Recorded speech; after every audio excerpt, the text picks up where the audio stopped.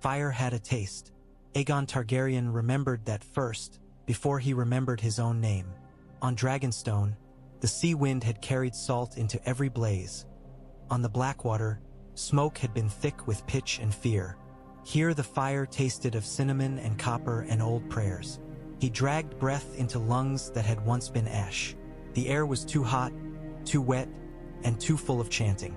Voices rose and fell around him in a language he half knew and half hated. The old Valyrian words twisted through the accents of Essos, made theatrical, made pious, made hungry. The sound scraped at his skull like nails on dragonbone. Aegon Targaryen opened his eyes. Above him, the ceiling was lost in smoke. Beneath him, coals glowed a violent red, yet they did not eat his flesh. He lay within a ring of fire as if in the heart of some brazen flower. Men and women stood at the edge of it, robed in red that seemed to drink the light. Their faces shone with sweat, their eyes bright with the fever of belief. Some wept openly, some watched like merchants, weighing a miracle in the palm. Aegon Targaryen pushed himself upright. Muscles answered, reluctant, as if resentful of being summoned. His body felt heavier than it had any right to be, as though death had left chains buried under his skin. He looked down at his hands, hands that had once held a crown, a sword, the reins of Balerion the Black Dread, and saw soot in the creases and faint lines of scarlet tracing his veins where magic had stitched him shut. A figure stood closest to the fire, untouched by its bite. A tall man with a shaved scalp, a beard oiled and forked, his robes layered like a living flame. In his hands he held a bowl of blackened metal. It smoked as if it contained a piece of the sun. Aegon Targaryen, the man said in the common tongue, carefully, reverently, as if tasting each syllable for poison. The Lord of Light has returned you to the world. Aegon Targaryen knew priests. He had broken them and bought them and ignored them. He had let septons anoint him for the convenience of the conquered. He had listened to prophecies when it suited his banners. Priests were a sort of currency and faith was a kind of chain. Yet the heat in this temple was not the honest heat of wood and oil. It was deeper, pressed in from every direction, a living presence, something that watched. The Lord of Light, Aegon Targaryen repeated, and his voice came out rough as if dragged through coals. Is that what you call it now? The man's eyes widened, then softened with something like triumph. He has not forgotten your tongue. He has not forgotten your will. I am Benero, High Priest of the Red Temple of Volantis. I have seen you in the flames. The world bleeds. The darkness gathers. You were promised. Promised. Aegon Targaryen set his feet on the coals and stood. Fire licked at his ankles like a tame beast denied meat. He felt it, felt the heat, and felt too the wrongness beneath it. Not pain, something colder, like a hand around his heart. He scanned the ring of red robes, Volantine faces, brown and pale, tattooed and unmarked. Some wore chains of office, some wore nothing but faith. Beyond them, pressed back into the shadows, were armed men in bright lacquered breastplates, striped cloaks on their shoulders. Tigers, by their look, the party of war and conquest in this old slave city. Their eyes held the wary calculation of soldiers confronted with a weapon they had not forged. Aegon Targaryen's gaze drifted past them, to the temple's vast arches, to the glimpsed night beyond. Volantis. He had known of it in life, an old free city, fat with trade, drunk on its own memory of Valyria, a place that had once begged and bowed to dragon lords, now ruled by men who styled themselves heirs to a dead empire. He lifted his chin. Why? He asked. Benero did not pretend not to understand. Because the fire showed us a king returned, he said. And because the fire showed us dragons. The word struck Aegon Targaryen like a spear thrown from the past. Dragons. For a heartbeat he saw a sky blackened by wings, heard the thunder of Balerion's breath, smelled burning stone at Harrenhal. He remembered the weight of conquest like a cloak, heavy, necessary, glorious. Then the memory fractured. Aegon Targaryen remembered dying, or thought he did. A bed? A stillness? The sense of time sliding away like a tide. He had been old, and then he had been nothing.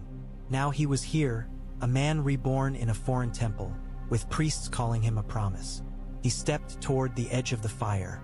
The chanting faltered, then swelled again, frantic, as if the priests feared the miracle might walk out and leave them holding empty hands. Aegon Targaryen raised one palm. Silence came, reluctant, ripple by ripple. "Show me," Aegon Targaryen said. Benero's smile was slow and devout. "Come," he replied, "and see what we have woken." They led him through heat and shadow, through corridors of black stone that swallowed torchlight. The Red Temple was built like a fortress for a god. Vaulted passages, thick walls, doors banded with iron. Aegon Targaryen walked barefoot at first, then someone hurried to drape a cloak around his shoulders, crimson and heavy. He let it settle, not because he needed warmth, but because he understood symbols. A king must look like a king even when naked and newly risen. As they descended, the air changed. The heat became sharper, edged with rot. Aegon Targaryen's nostrils flared. He smelled old blood, and beneath it, something deeper. Something that made the hair at the back of his neck lift as if a predator watched from the dark. Aegon Targaryen stopped. His hand curled, instinctively, as if reaching for a sword that was not there. "That smell," he said. Benero's voice softened, almost tender. "It is the cost," the High Priest admitted. "Fire demands fuel." Aegon Targaryen's eyes narrowed. "Whose fuel?" Benero held his gaze. "Volantis is a city of chai." "An S," he said simply. "Many lives are counted as less than the dust beneath a magistrate's sandal. We gave what Volantis wastes." Aegon Targaryen did not flinch. He had burned men alive. He had ended lineages with a word. Mercy in Conquest was a blade with two edges. Yet he filed away the truth as he did all truths. Priests had paid for him with lives, and they would expect payment in return. They reached a door sealed with wax and old sigils. Benero pressed his palm to it. Heat shivered along the stone. The seals hissed and bled. The door opened. Aegon Targaryen stepped into a cavernous chamber and felt the world tilt. There, in the heart of the Red Temple, was a shadow big enough to swallow a city. Not alive, not yet, not truly, but present. Massive ribs arched like the beams of some black cathedral. Great bones lay arranged with a reverence that mimicked burial and defied it. A skull the size of a carriage loomed at the chamber's far end, its empty sockets filled with emberlight. Scales clung in places, blackened hides stretched like old leather over dead muscle. There were seams where there should not be seams, places where flesh had been forced to remember its shape. Aegon Targaryen's throat went dry. "Balerion," he whispered, and his voice broke on the name. The sound echoed off black stone. The priests behind him exhaled as one, as if the word itself completed the spell. In the dragon's skull, fire flared. Something inside that dead mountain shifted. A claw scraped against stone with a sound like grinding tomb lids. Aegon Targaryen felt, more than heard, a low vibration in his bones. A greeting, a hunger, a question. Balerion the Black Dread opened one eye, and the pupil was not gold, not green, not any living color. It was a coal, alive with a furious red glow, as if the dragon carried a piece of the temple's heart inside its skull. Aegon Targaryen stepped forward. The priests recoiled, murmuring warnings. The tiger guards tensed, hands tightening around spear shafts. Benero's mouth opened, as if to speak, but Aegon Targaryen did not look back. His gaze was locked on the dragon, on the thing that had been his in life and now stood as an abomination and a gift both. He felt the wrongness in his own chest answer the wrongness in that enormous corpse, like recognizing a fellow ghost. Aegon Targaryen lifted his hand, slow and steady, and laid his palm against Balerion's cheekbone. The bone was warm, too warm. Heat pulsed through it like blood. In the dragon's skull, the coal eye narrowed. Aegon Targaryen smiled then, not with joy, but with the cold satisfaction of a man handed the world's most vicious tool. "Wake," Aegon Targaryen said softly. And deep in the chamber, Balerion the Black Dread inhaled. Balerion the Black Dread's breath was a furnace opening. Heat rolled over Aegon Targaryen, blistering the air, making the priest's robes snap and flutter. The smell of it was not the clean burn of dragonflame he remembered. It was thick, tainted with something like grave dust and incense. Resurrection did not come without scars. The dragon's chest rose. Ribs shifted, grinding, as if the skeleton fought its own movement. Somewhere deep within, something wet gurgled, a sound a living dragon should not make. The priests began to chant again, faster now, clutching at their magic like men clinging to the edge of a cliff. Aegon Targaryen kept his hand on the bone. The warmth sank into his palm, then into his wrist, as if the dragon drank his presence in. "Enough," he said. His voice was not loud, but it carried. The chanting stumbled, faltered, died. Benero stepped closer, his face shining with sweat. In the dim light, the high priest looked less like a prophet and more like a man who had spent his life staring into flames until they stared back. "The binding holds," Benero said. "He recognizes you." "He recognizes me," Aegon Targaryen repeated. His eyes did not leave Balerion. "Or he recognizes what you have made of him." Benero's lips tightened. "A dragon is a dragon," he insisted, and there was stubbornness beneath the devotion. Fire given shape. Aegon Targaryen slid his hand along the dragon's skull, tracing old ridges, old scars. In life, Balerion had been vast beyond reason, a living shadow with wings. Men had looked up and felt their knees go weak. He had carried Aegon Targaryen into war and returned him, again and again, untouched by spear and arrow. Nothing had been able to stand against him. Now, as Aegon Targaryen watched, a thin crack glowed along the dragon's jawline like a fissure in volcanic rock. Pulsed with dull red light, the glow flared, then dimmed, as if something inside struggled to keep the body from falling apart. Aegon Targaryen understood then. Balerion the Black Dread had been dragged back, but not restored. This was not life returned. This was death harnessed. A weapon held together by prayer and blood and the stubborn memory of fire. He turned at last, letting his gaze fall on the tiger captains. Their leader was a scar-faced man with gold rings in his ears and a sword at his hip. He stood with the uneasy posture of someone forced to pretend confidence before a beast. "You," Aegon Targaryen said, and it was not a question. The captain swallowed. "I am Captain Rhysr," he said in accented common tongue, as if the name might protect him. "In service to the Triarchs of Volantis." "The Triarchs," Aegon Targaryen echoed. In his day, Valyria had ruled through dragon lords, not councils. Yet he knew enough of free cities to understand. Power liked to hide behind groups when it feared being held accountable. "They sent you to witness." Captain Rhysr's jaw tightened.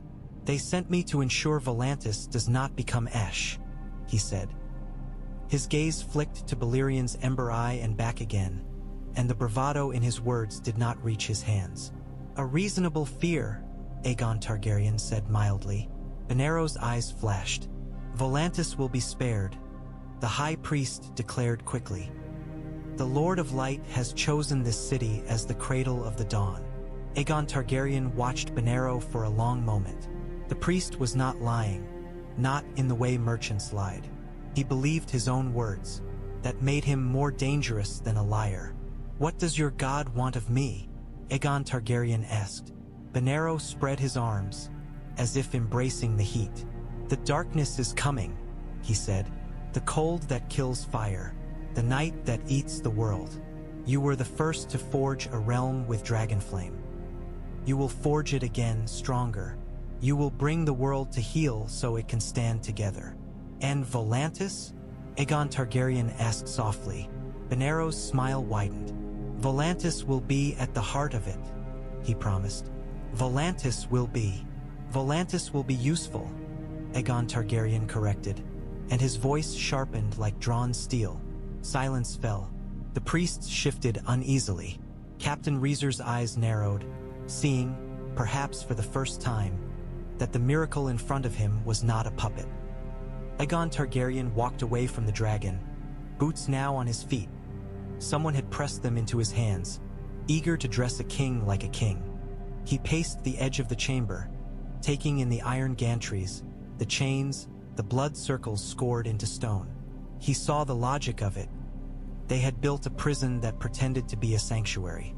"You brought me back," Aegon Targaryen said, "and you woke my dragon." He turned, letting his eyes sweep them all. "So you think you own me?" Benero's mouth opened. "No," he said quickly, but the word came too fast to be honest. Captain Reezer's hand moved to his sword. "This is the property of Volantis," he said, and tried to make it sound like law. "You are within the black walls.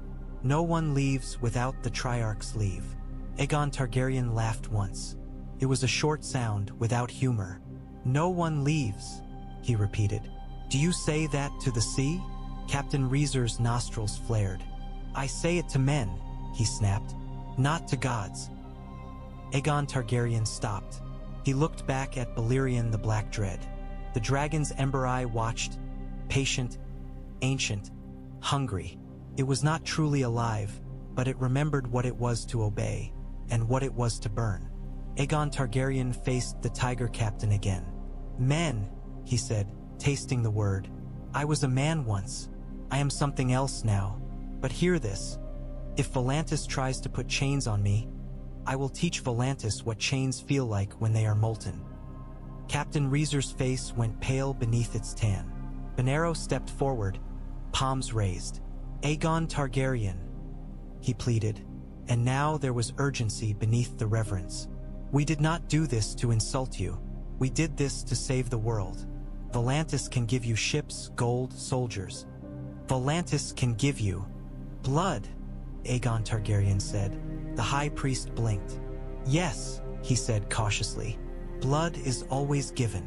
"No," Aegon Targaryen said, and something in his tone made the chamber feel colder despite the heat. "My blood." Benero's eyes widened. "Your line is not ended," Aegon Targaryen cut in. The memory of flame visions flickered behind his eyes. Two pale-haired children with violet eyes, frightened and hungry, sold like trinkets in a merchant's hand. "There are heirs. There are children of my house scattered like embers. I want them." Captain Reezer found his voice again, wary. "There are no Targaryens," he said. "The usurper." Aegon Targaryen's gaze snapped to him. "Do not call him that in my hearing unless you want your tongue to blister," he said softly. Captain Reezer went silent. Benero exhaled. "You have seen them," he said, as if confirming something he already knew. "In the flames." "I have," Aegon Targaryen said. Benero's smile returned, cautious now, like a man offering a coin to a wolf. "Then you will go to them," he said. "You will gather them. You will unite the blood. And with that blood we will wake more fire." Aegon Targaryen's mouth curved, faint and cold. "You will not say we again," he told Benero. "Not unless I allow it." The High Priest bowed his head, but Aegon Targaryen saw the calculation in the movement. A bow was a way to hide a face, a way to think. Aegon Targaryen walked back to Balerion. He laid his hand on the dragon again. "Can you fly?" he murmured in Old Valyrian, the words slipping out like a remembered song. The ember eye flared. Balerion's wings, torn and patched in places, shuddered. The membrane was darker than midnight, but streaked through with red glow along veins that looked like cracks in cooling lava. The wings unfurled with a groan like a castle gate being forced open. Stone dust fell from the ceiling. Priests cried out. Captain Reezer stumbled back. Benero's voice trembled, awed. "He will carry you," he breathed. "He will," Aegon Targaryen agreed. Then he turned and looked up toward the temple above, toward the city beyond, toward the world that had continued without him. "And I will carry him." His eyes narrowed. "Bring me what you know," he ordered Benero. Names, locations, routes. I want the children before any other hand closes around them. Benero bowed again, deeper, as the Lord of Light wills. Aegon Targaryen watched him. As I will, he corrected. Then, without waiting for permission from Triarchs or priests, Aegon Targaryen climbed the iron scaffolding that had been built like a cage around Balerion the Black Dread. He moved with the surety of muscle memory, despite the weight in his limbs. He found the familiar ridge behind the dragon's skull and swung himself onto it. Balerion's body shifted under him. Heat rolled up through bone and hide. For an instant, Aegon Targaryen felt the old thrill. Man and dragon joined. The world made small beneath them. Then the dragon's chest hitched with that wet, wrong sound, and the thrill twisted into something darker. Aegon Targaryen leaned forward, fingers curling into the dragon's ridges. "Fly!" he commanded. Balerion the Black Dread launched upward. The chamber shook. Chains snapped taut and then tore free. Stone cracked. Priests screamed. Captain Reezer threw himself to the ground as a hurricane of heat and dust roared over him. Balerion the Black Dread burst through the temple's upper vaults as if stone were paper. Black rock exploded outward, raining down into the temple courts. Volantine guards scattered. Worshippers fell to their knees in the streets. Above Volantis, the night sky tore open. A shadow older than Conquest rose over the black walls, and the city of chains looked up in terror at its own miracle set loose. Aegon Targaryen did not look back. Pentos smelled like money and cowardice. Aegon Targaryen tasted it as Balerion the Black Dread crossed the narrow sea in a single brutal sweep, wings beating with a sound like thunder rolling across the world. Below them, the water reflected moonlight in broken silver. Above them, cloud banks glowed faintly red where the dragon's heat licked at their bellies. Visions had shown Aegon Targaryen a house of marble and fountains, fat men in silk, children with hungry eyes. Benero's whispered intelligence had given it a name: Illyrio Mopatis, a magister of Pentos, a merchant prince who traded in ships and spice and secrets. Somewhere within his gilded walls, the last children of Aegon Targaryen's house were being held like jewels, valuable, fragile, and owned by whoever dared claim them. Aegon Targaryen had claimed them before the world could blink. Balerion the Black Dread descended like a falling mountain. Hot wind slammed into Pentos's outer walls, bending trees until they creaked. Dogs howled. Men screamed. Torches guttered. The dragon's patched wings beat once, twice, and then the beast dropped into the courtyard of Illyrio Mopatis's manse with a crash that cracked tiles and shattered a fountain's edge. Water sprayed. Marble dust rose. Servants fled, shrieking. Guards stumbled back, spears trembling. In the middle of it all stood Illyrio Mopatis. He was even fatter than Aegon Targaryen had expected, swathed in silk that gleamed like oil on water. Rings glittered on every finger. His cheeks were flushed, his mouth open in a smile that had no business existing under a dragon's shadow. Yet it was there, strained but present, a mask a skilled man could not stop himself from wearing. Beside him stood a boy with silver hair and eyes like bruised violets, his face twisted with outrage and terror. Viserys Targaryen.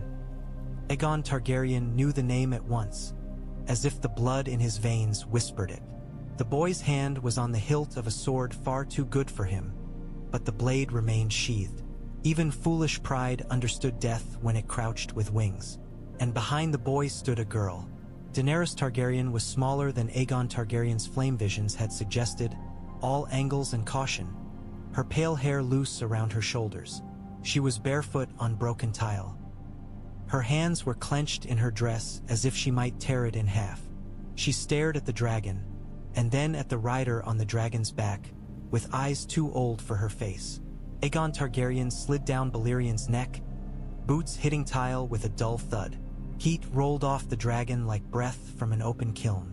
Behind Aegon Targaryen, Balerion's ember eye watched the courtyard with patient malice. No one moved. Aegon Targaryen walked forward. Illyrio Mopatis lifted his hands slowly, palms outward. "My lord," he said, voice thick, as if his throat had turned to paste. "You honor my poor house." Aegon Targaryen did not slow. "You have my blood," he said. Illyrio Mopatis blinked, his smile trembling. "Your..." Aegon Targaryen stopped directly before him. The Magister smelled of perfume, sweat, and fear. "The children," Aegon Targaryen said. He flicked his gaze toward Viserys Targaryen and Daenerys Targaryen. "My house does not belong in a merchant's cage." Viserys Targaryen's chin jerked up, offense battling relief. "Who are you to speak of my house?" he snapped, and his voice cracked on the last word. "I am Viserys Targaryen, the dragon." Aegon Targaryen's hand moved with the speed of a striking snake. He seized Viserys Targaryen by the front of his tunic and yanked him forward until the boy's face was inches from his own. The courtyard gasped. Aegon Targaryen looked into those violet eyes and saw not a king, not even a prince, but a starving boy wearing arrogance like armor because he had nothing else. "You are Viserys Targaryen," Aegon Targaryen said quietly, "and you will not call yourself dragon in front of me." Viserys Targaryen's nostrils flared. "Unhand me," he hissed. "I demand." Aegon Targaryen tightened his grip just enough to make the boy's breath catch. "Demand," he repeated. "Do you know what I demanded when I first took a crown? I demanded fire and iron and obedience. I demanded a realm, and I paid for it." His eyes flicked to the sword hilt. "If you draw that blade," Aegon Targaryen said, "I will break your arm and leave you alive so you can remember shame. If you speak again out of turn, I will do worse." Viserys Targaryen's lips parted, then pressed together. His cheeks reddened, not with courage, but with humiliation. Aegon Targaryen released him. Viserys Targaryen stumbled back, coughing, clutching his tunic, eyes shining with tears he refused to let fall. Daenerys Targaryen stepped forward, just one step, cautious as a doe. She looked at Aegon Targaryen as if trying to decide whether he was a miracle or a monster. "What is your name?" Daenerys Targaryen asked softly. Aegon Targaryen held her gaze. In it he saw fear, yes, but also a kind of fierce curiosity, a spark that did not match the girl's frail posture. He thought of Rhaenys, laughing as she leaned over Merryx's neck. He thought of Visenya, eyes like a blade. He saw echoes of them in this child, and the sight made something twist in his chest. Not tenderness, not exactly, but recognition. "Aegon Targaryen," he said. Illyrio Mopatis made a strangled sound. "That is..."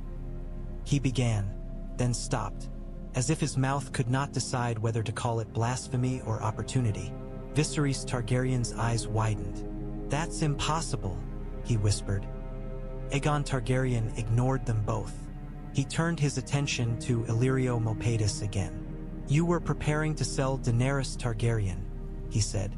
It was not a question. Illyrio Mopatis lifted a hand, rings flashing. "A marriage," he said quickly. "En alliance. For your house. Khal Drogo." "Khal Drogo is nothing to me," Aegon Targaryen said, and the calm in his voice made the words sharper than shouting. "You used the children as coins." Illyrio Mopatis swallowed. "My lord," he pleaded, "I did what I thought best. The usurper's knives are long. The world is cruel. I sheltered them, fed them.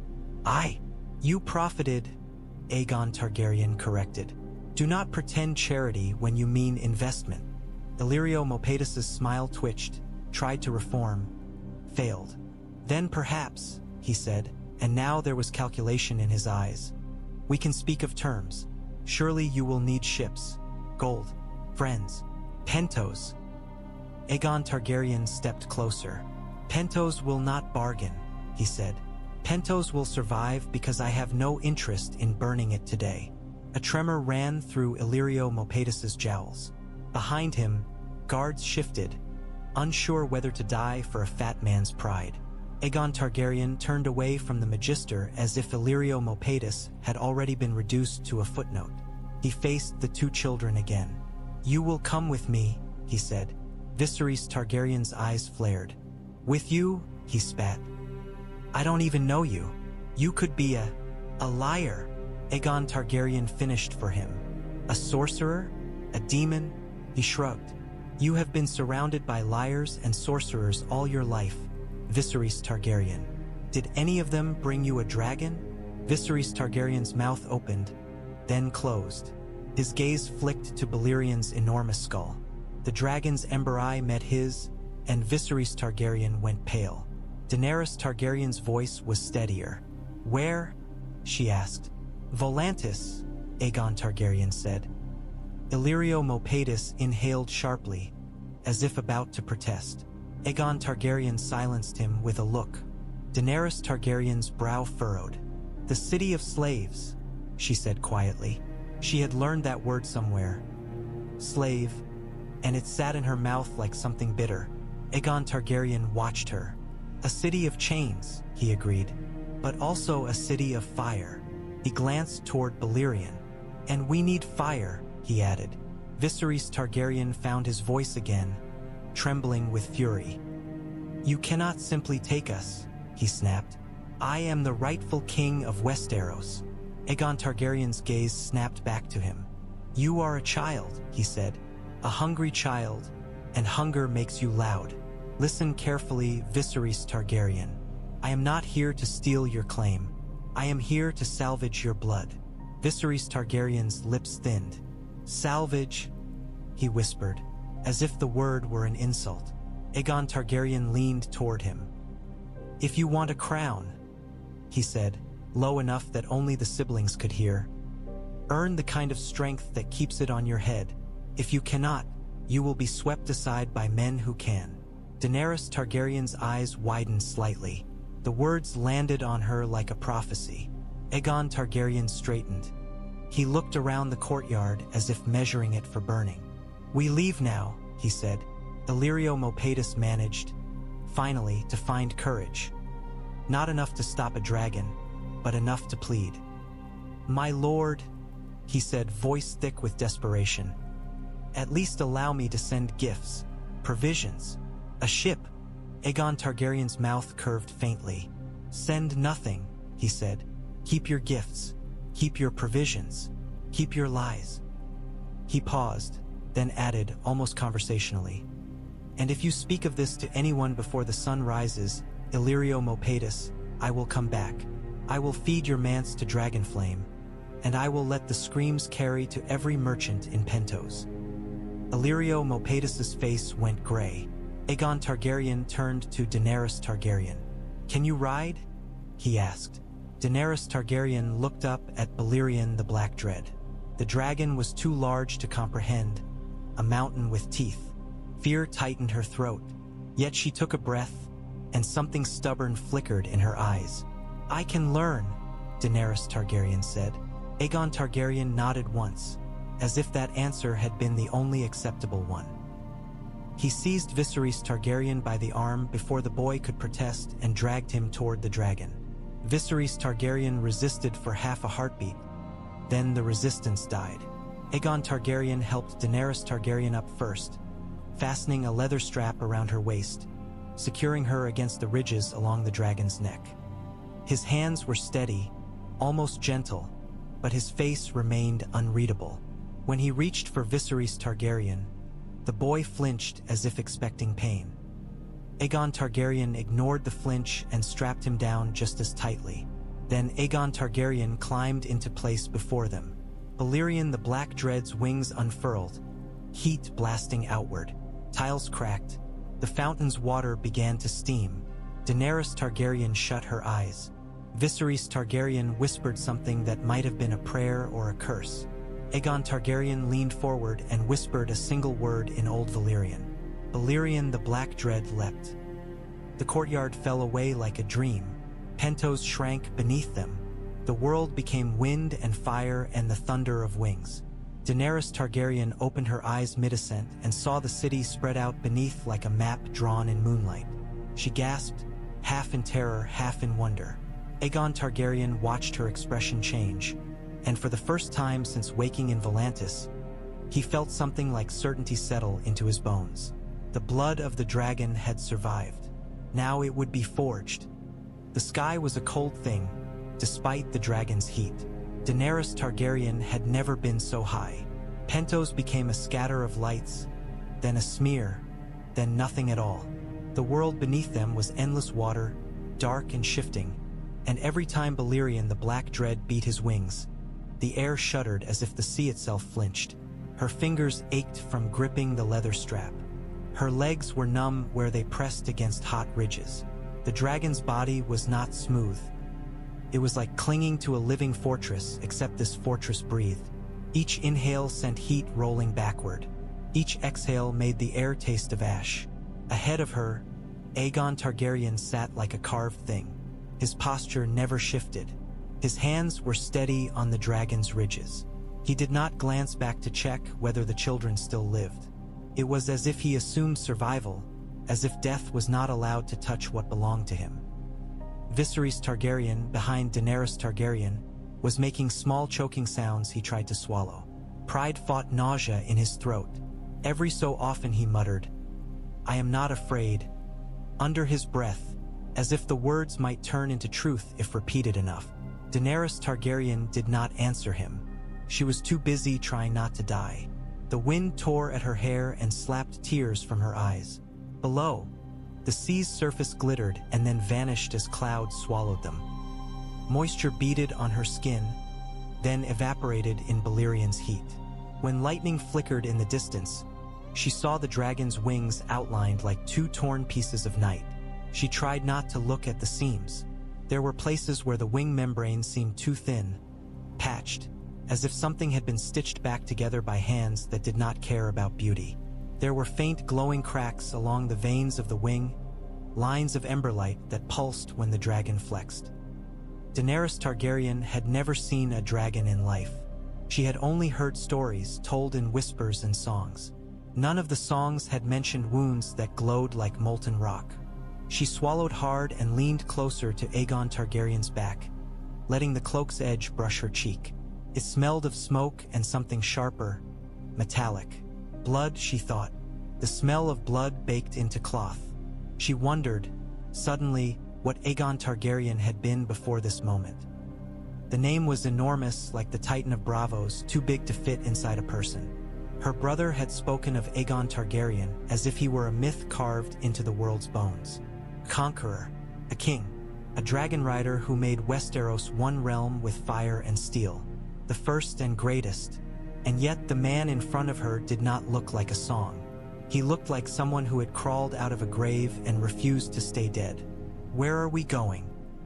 Daenerys Targaryen shouted, because the wind stole softer questions. Aegon Targaryen did not turn his head.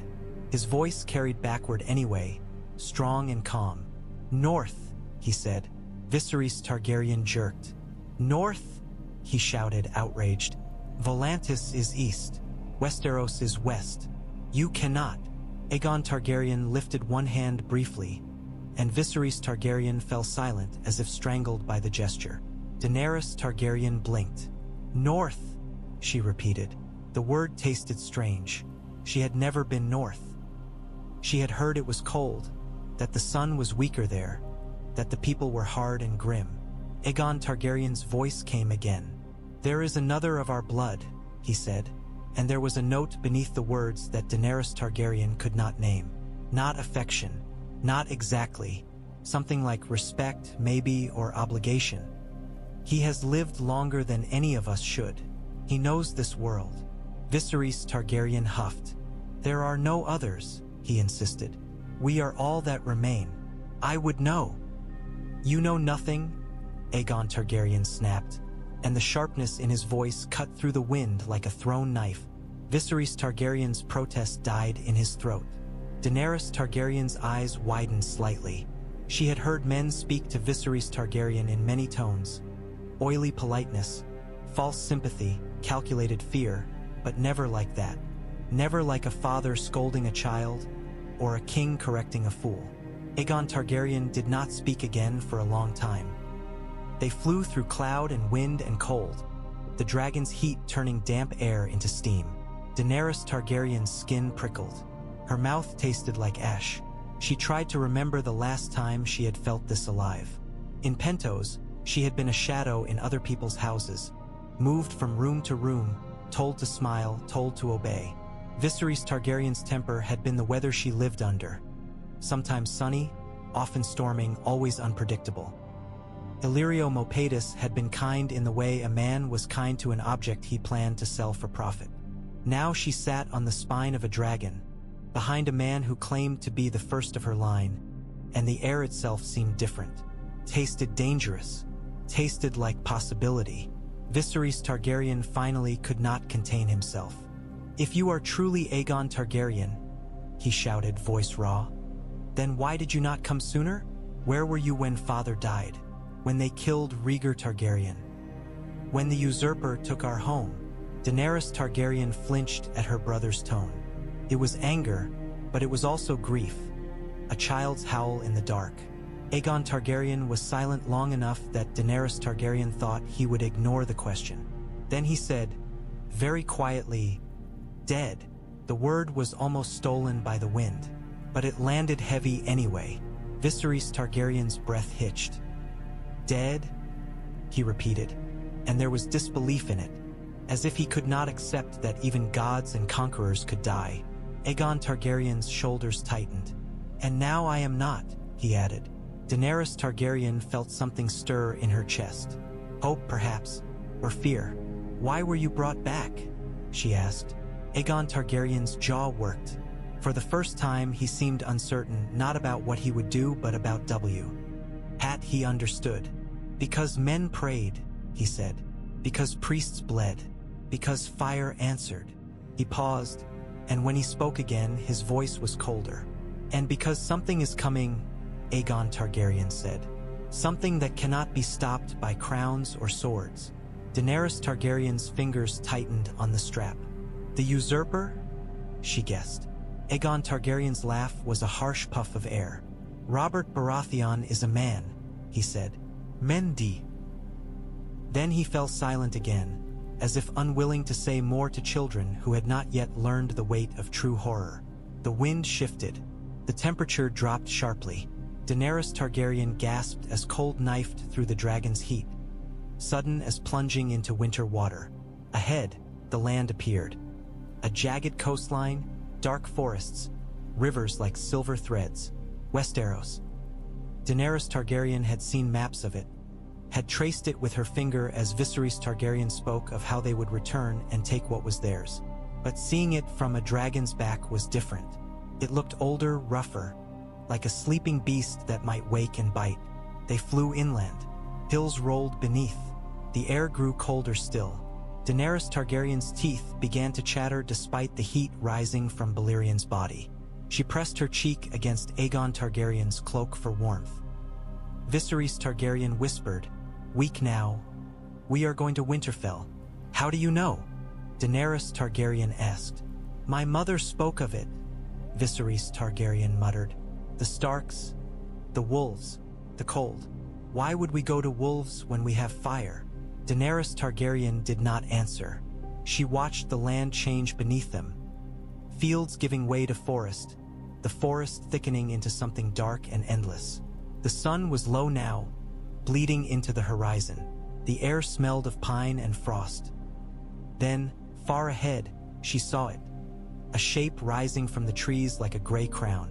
Towers, walls, smoke curling from chimneys. Winterfell. The dragon's shadow swept across the forest, and birds erupted in panicked flocks. Daenerys Targaryen's heart hammered. She did not know what waited there.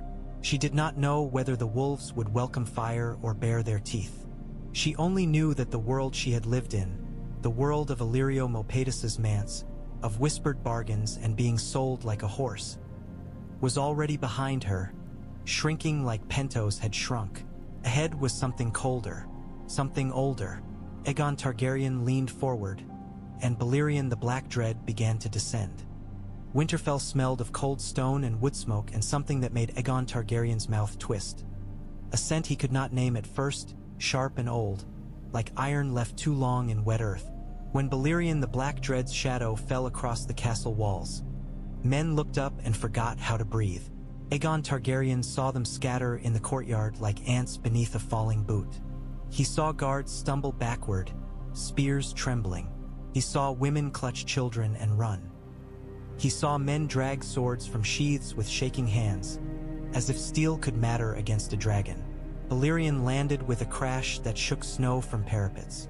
Heat rolled outward, turning the thin snow on stone into steam.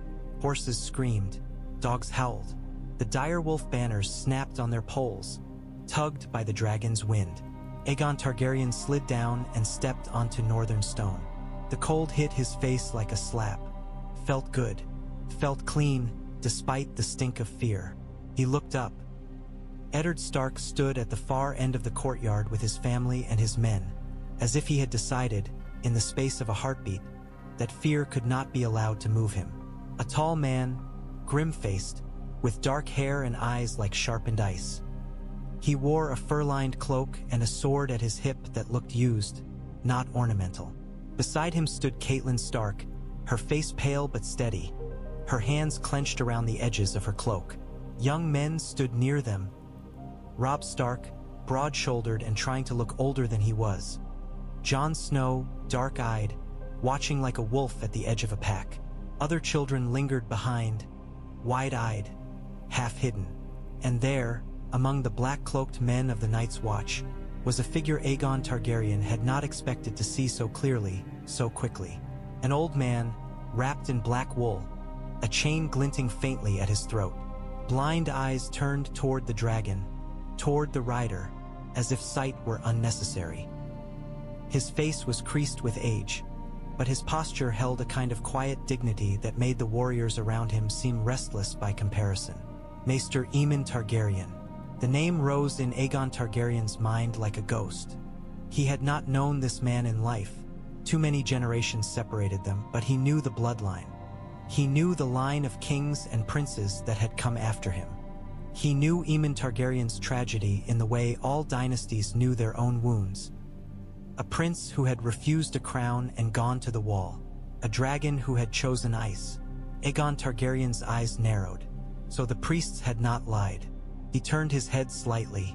Behind him, Daenerys Targaryen slid down from the dragon with stiff limbs, breathing hard, cheeks flushed from cold and fear. Viserys Targaryen stumbled after, nearly falling, then caught himself and glared at the ground as if it had insulted him. Aegon Targaryen walked forward, boots crunching on grit and half-melted snow.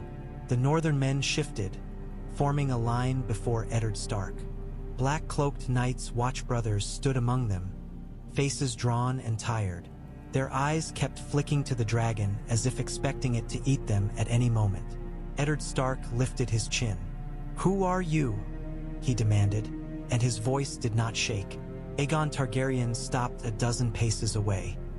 He let the silence stretch, let the cold air carry the crackle of torches and the low, wet rasp of Balerion's breathing behind him. Then Aegon Targaryen said, "Aegon Targaryen." The courtyard froze. Someone made a choking sound. A Night's Watch brother whispered, "Seven save us." Viserys Targaryen made a triumphant noise, as if hearing the name spoken by another made it real enough to steal power from. Eddard Stark's eyes narrowed. He did not look like a man who believed in miracles. "Aegon Targaryen has been dead for centuries," he said flatly.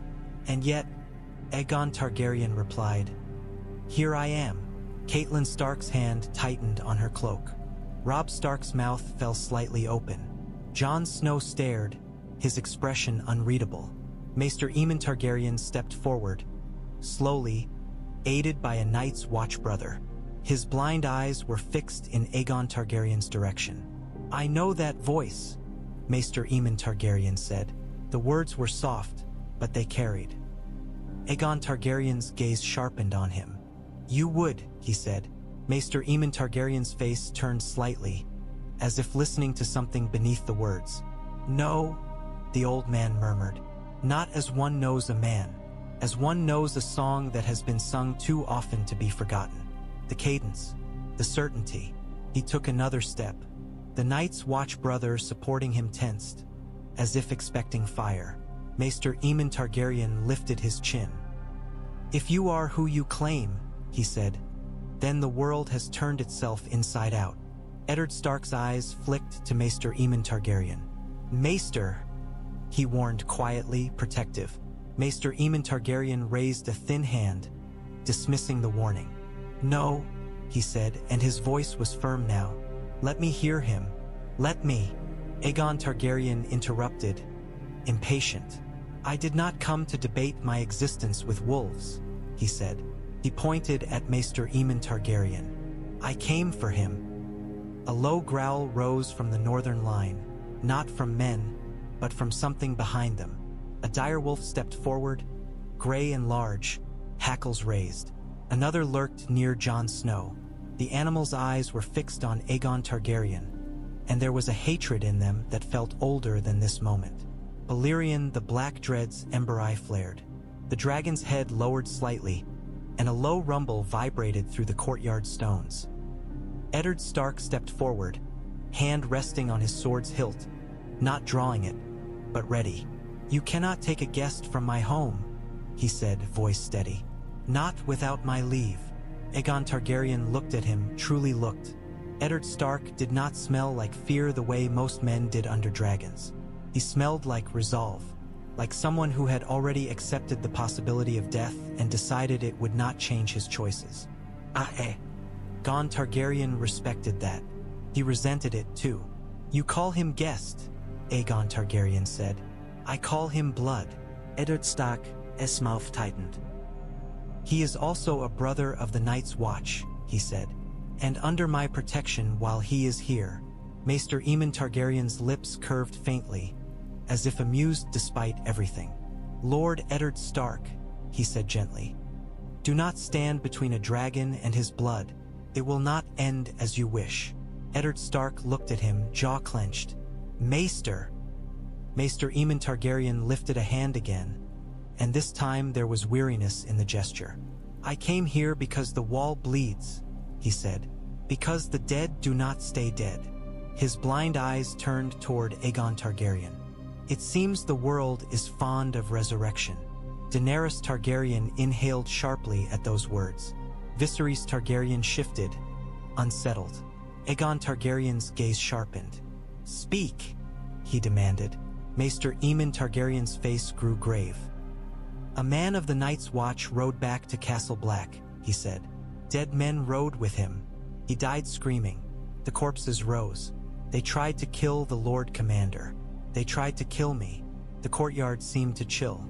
Even Balerion's heat could not fully chase the sudden cold that slid into the space between words. Eddard Stark's eyes darkened. "We have not spoken of that," he said, voice tight. Maester Aemon Targaryen tilted his head. "We did not want to frighten your household," he said. "But it is true, and it is why I came south, to ask for men, for supplies, for attention. The realm does not listen to the wall anymore. It forgets what waits beyond." Aegon Targaryen felt something in his chest tighten. The wrongness beneath his ribs stirred, as if answering a distant call. Cold that kills fire, night that eats the world. Benaro's prophecy whispered in his memory. He stared at Maester Aemon Targaryen. "So," he said slowly, "the dead rise." Maester Aemon Targaryen nodded. "Yes," he said, "and if they rise in the south, how many rise in the far north?" Aegon Targaryen's jaw clenched. He turned his gaze back to Eddard Stark. "You see," he said, "this is bigger than your vows." Eddard Stark's eyes were hard. "That does not give you the right to take him," he said. Aegon Targaryen's patience thinned. He could burn this courtyard to prove a point. He could take Maester Aemon Targaryen and leave Winterfell a smoking ruin. Fear was the simplest tool. He had used it before, but Maester Aemon Targaryen had spoken of the dead rising. If that was true, then fear was a blunt instrument against something that did not feel fear. Aegon Targaryen took a breath. Cold air filled his lungs. He let the moment settle. Then he said, "I will not burn Winterfell." The northern line stiffened, surprised. Aegon Targaryen continued, voice controlled. "I did not come as your enemy, Eddard Stark," he said. "I came as a storm the world forgot how to name. But I am not here to kill wolves. I am here to gather what is mine." He looked at Maester Aemon Targaryen. "Will you come?" he asked. Maester Aemon Targaryen's lips pressed together. The old man did not answer immediately. His blind eyes seemed to look inward, weighing, listening. Then he said very softly, "If you are Aegon Targaryen, then you carry fire. Fire can be a torch or it can be a wildfire. If I go with you, it will be to keep the torch from becoming the blaze." Viserys Targaryen snorted. "You would lecture a king?" he whispered bitterly. Aegon Targaryen ignored him. He watched Maester Aemon Targaryen. "Come," he said again. "You will see what we do next." Maester Aemon Targaryen nodded slowly. "I will come," he said. Eddard Stark's face tightened as if struck. "Maester," he began. Maester Aemon Targaryen turned his head toward him. "Lord Eddard Stark," he said, voice gentle but unyielding. "You owe me nothing, and you cannot protect me from this." He gestured vaguely toward the dragon. "Nor from what is coming." Eddard Stark's jaw worked. His gaze flicked to Daenerys Targaryen, small, pale-haired, shivering, and then to Viserys Targaryen, proud and frightened. He looked at Aegon Targaryen again, measuring. "You will not harm them," Eddard Stark said, and it was not a question. It was an order flung into the teeth of a dragon. Aegon Targaryen's mouth curved slightly. "You are bold," he said. "I am responsible," Eddard Stark replied. Aegon Targaryen held his gaze for a long moment. Then he nodded once. "I will not harm them," he said, "unless they force my hand." Eddard Stark's eyes narrowed. "And if they refuse?" Aegon Targaryen's expression did not change. "Then they are not wolves," he said. "They are prey." Eddard Stark flinched as if he had been slapped. But he did not move. Maester Aemon Targaryen sighed. "Enough," he murmured. He turned toward his Night's Watch brothers. "I will return," he promised them quietly. "If I can." The brothers' faces tightened. One of them, Jeremy Ricker, by his look, swallowed hard. "Maester," he whispered, and there was fear in it and loyalty. Maester Aemon Targaryen laid a hand on the man's arm, briefly. "Take the message to the wall," he said. Tell them dragons have returned." The Night's Watch brother stared. "Dragons," he repeated, as if the word were a fever dream. Balerion the Black Dread rumbled again, as if answering. Aegon Targaryen turned away from the Starks and the Night's Watch and gestured toward the dragon. "We leave," he said. Daenerys Targaryen shivered. The thought of being strapped to that burning, dead-alive beast again made her stomach twist. Yet she did not protest. Something in her had hardened already. If she was to survive this new world, fear could not be allowed to rule her. Viserys Targaryen opened his mouth to complain, then saw Aegon Targaryen's face and closed it again, swallowing his pride like a bitter herb. Maester Aemon Targaryen's brothers helped him toward the dragon with trembling hands. Eddard Stark watched them go, his face carved in stone. Catelyn Stark's hand went to her throat. Robb Stark stared as if watching a legend walk away. Jon Snow's eyes followed Daenerys Targaryen, and for a moment, their gazes met, two strangers caught on the edge of a world turning. Daenerys Targaryen looked away first. Aegon Targaryen climbed onto Balerion the Black Dread. The dragon's heat rose around him. The cold of Winterfell fell away. He did not look back at the castle. He did not need to. He would remember the wolves. He would remember Eddard Stark's defiance. He would remember Maester Aemon Targaryen's warning. And he would remember, too, the smell in the air, iron left too long in wet earth. The smell of old death waking. Aegon Targaryen turned away from the Starks and the Night's Watch and gestured toward the dragon. "We leave," he said. Daenerys Targaryen shivered. The thought of being strapped to that burning, dead-alive beast again made her stomach twist. Yet she did not protest. Something in her had hardened already. If she was to survive this new world, fear could not be allowed to rule her. Viserys Targaryen opened his mouth to complain, then saw Aegon Targaryen's face and closed it again, swallowing his pride like a bitter herb. Maester Aemon Targaryen's brothers helped him toward the dragon with trembling hands. Eddard Stark watched them go, his face carved in stone. Catelyn Stark's hand went to her throat. Robb Stark stared as if watching a legend walk away.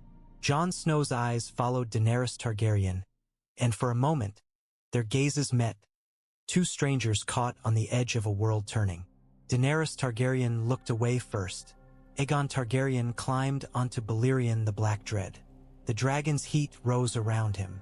The cold of Winterfell fell away. He did not look back at the castle. He did not need to. He would remember the wolves. He would remember Eddard Stark's defiance. He would remember Maester Aemon Targaryen's warning. And he would remember, too, the smell in the air, iron left too long in wet earth. The smell of old death waking. Aegon Targaryen turned away from the Starks and the Night's Watch and gestured toward the dragon. "We leave," he said. Daenerys Targaryen shivered. The thought of being strapped to that burning, dead-alive beast again made her stomach twist. Yet she did not protest. Something in her had hardened already. If she was to survive this new world, fear could not be allowed to rule her. Viserys Targaryen opened his mouth to complain, then saw Aegon Targaryen's face and closed it again, swallowing his pride like a bitter herb. Maester Aemon Targaryen's brothers helped him toward the dragon with trembling hands. Eddard Stark watched them go, his face carved in stone. Catelyn Stark's hand went to her throat. Robb Stark stared as if watching a legend walk away. Jon Snow's eyes followed Daenerys Targaryen, and for a moment, their gazes met, two strangers caught on the edge of a world turning. Daenerys Targaryen looked away first. Aegon Targaryen climbed onto Balerion the Black Dread. The dragon's heat rose around him. The cold of Winterfell fell away. He did not look back at the castle. He did not need to. He would remember the wolves. He would remember Eddard Stark's defiance. He would remember Maester Aemon Targaryen's warning. And he would remember, too, the smell in the air, iron left too long in wet earth. The smell of old death waking. They did not leave immediately. Even dragons had limits, and even kings needed moments to plan.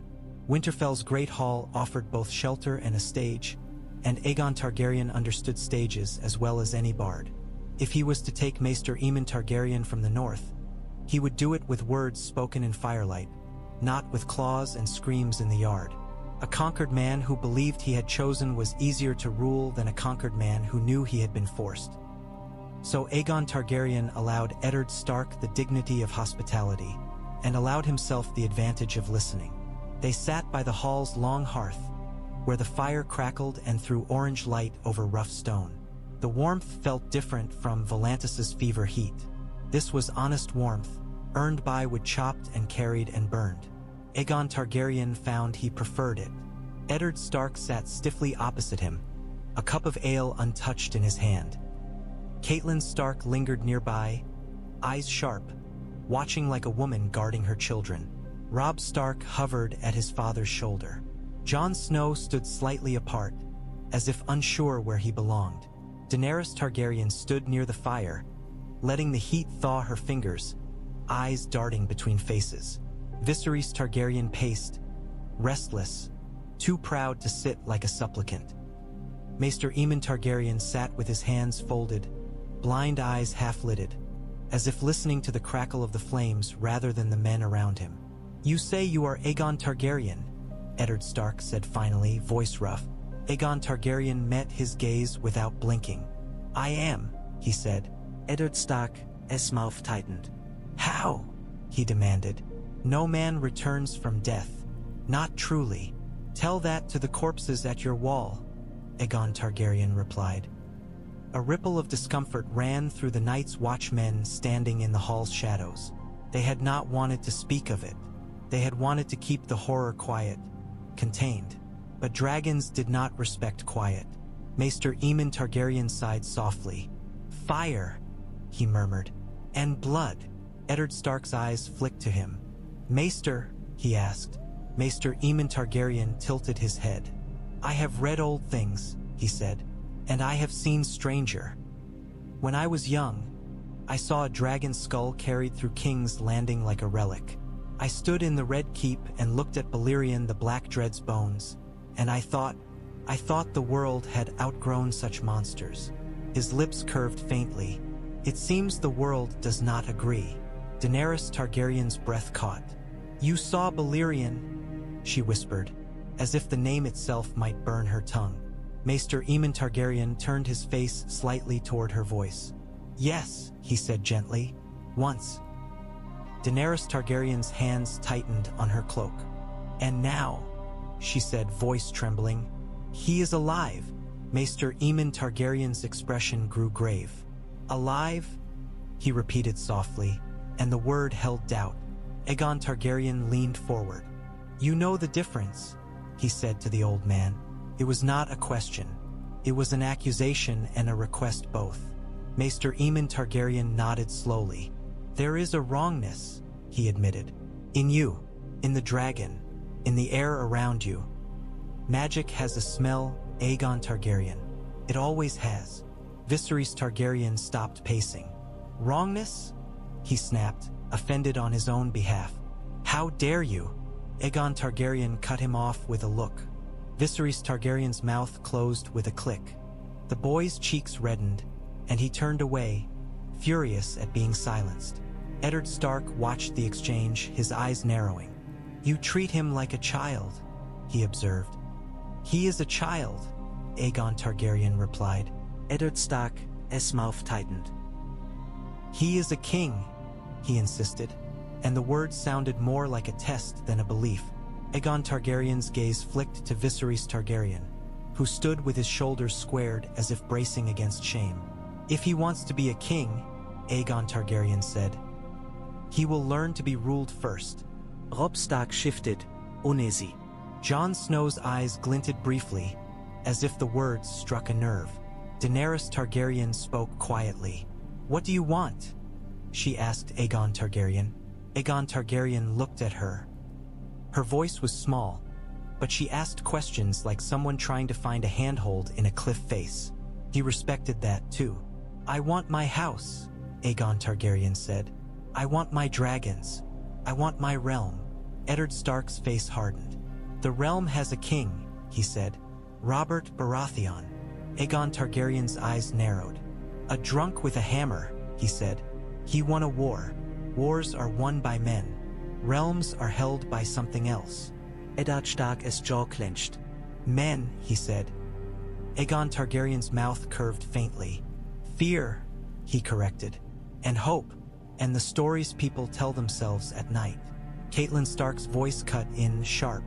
"And what story will you tell?" she demanded. "That you returned from death to take a crown? That you will burn those who will not kneel?" Aegon Targaryen's gaze moved to her. "If burning is required," he said simply. "Yes." Catelyn Stark flinched, but she did not look away. "Then you are no better than the monsters in children's tales," she said. Aegon Targaryen's voice was low. "Monsters build realms," he said. "It is the realm that decides later whether the monster was a savior." Maester Aemon Targaryen exhaled slowly, as if tasting the bitterness of truth. "You speak like the man in the histories," he said. "Cold, certain, unmoved by the lives beneath you." Aegon Targaryen's gaze sharpened. "And you speak like a man who has had centuries to regret," he replied. The hall went quiet.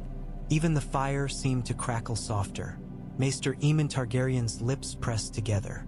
For a heartbeat, Daenerys Targaryen thought the old man might be angry. But when he spoke, his voice was gentle, almost weary. "Yes," he said, "I have had time." Aegon Targaryen leaned back. "Tell me," he demanded, "what became of my realm? Not the names of kings. I know those are dust. Tell him. What became of my work?" Maester Aemon Targaryen turned his face toward the flames as if speaking to them. "Your work became a throne," he said, "a chair of blades that men bled for. Your work became a realm that held together because your dragons terrified it. When the dragons died, the terror faded. Men remembered they were many and kings were one. The realm began to crack." Aegon Targaryen's jaw tightened. "And my house?" Maester Aemon Targaryen's voice was softer. "Your house burned itself from within," he admitted. "Dragons turned on dragons. Brothers fought brothers. The dance of the dragons killed more than men. Killed the future. Then came lesser kings and lesser queens. Some good, some cruel, some mad. And at the end, he paused, and the pause felt heavy. At the end came Aerys Targaryen. Daenerys Targaryen swallowed. Viserys Targaryen's hands clenched.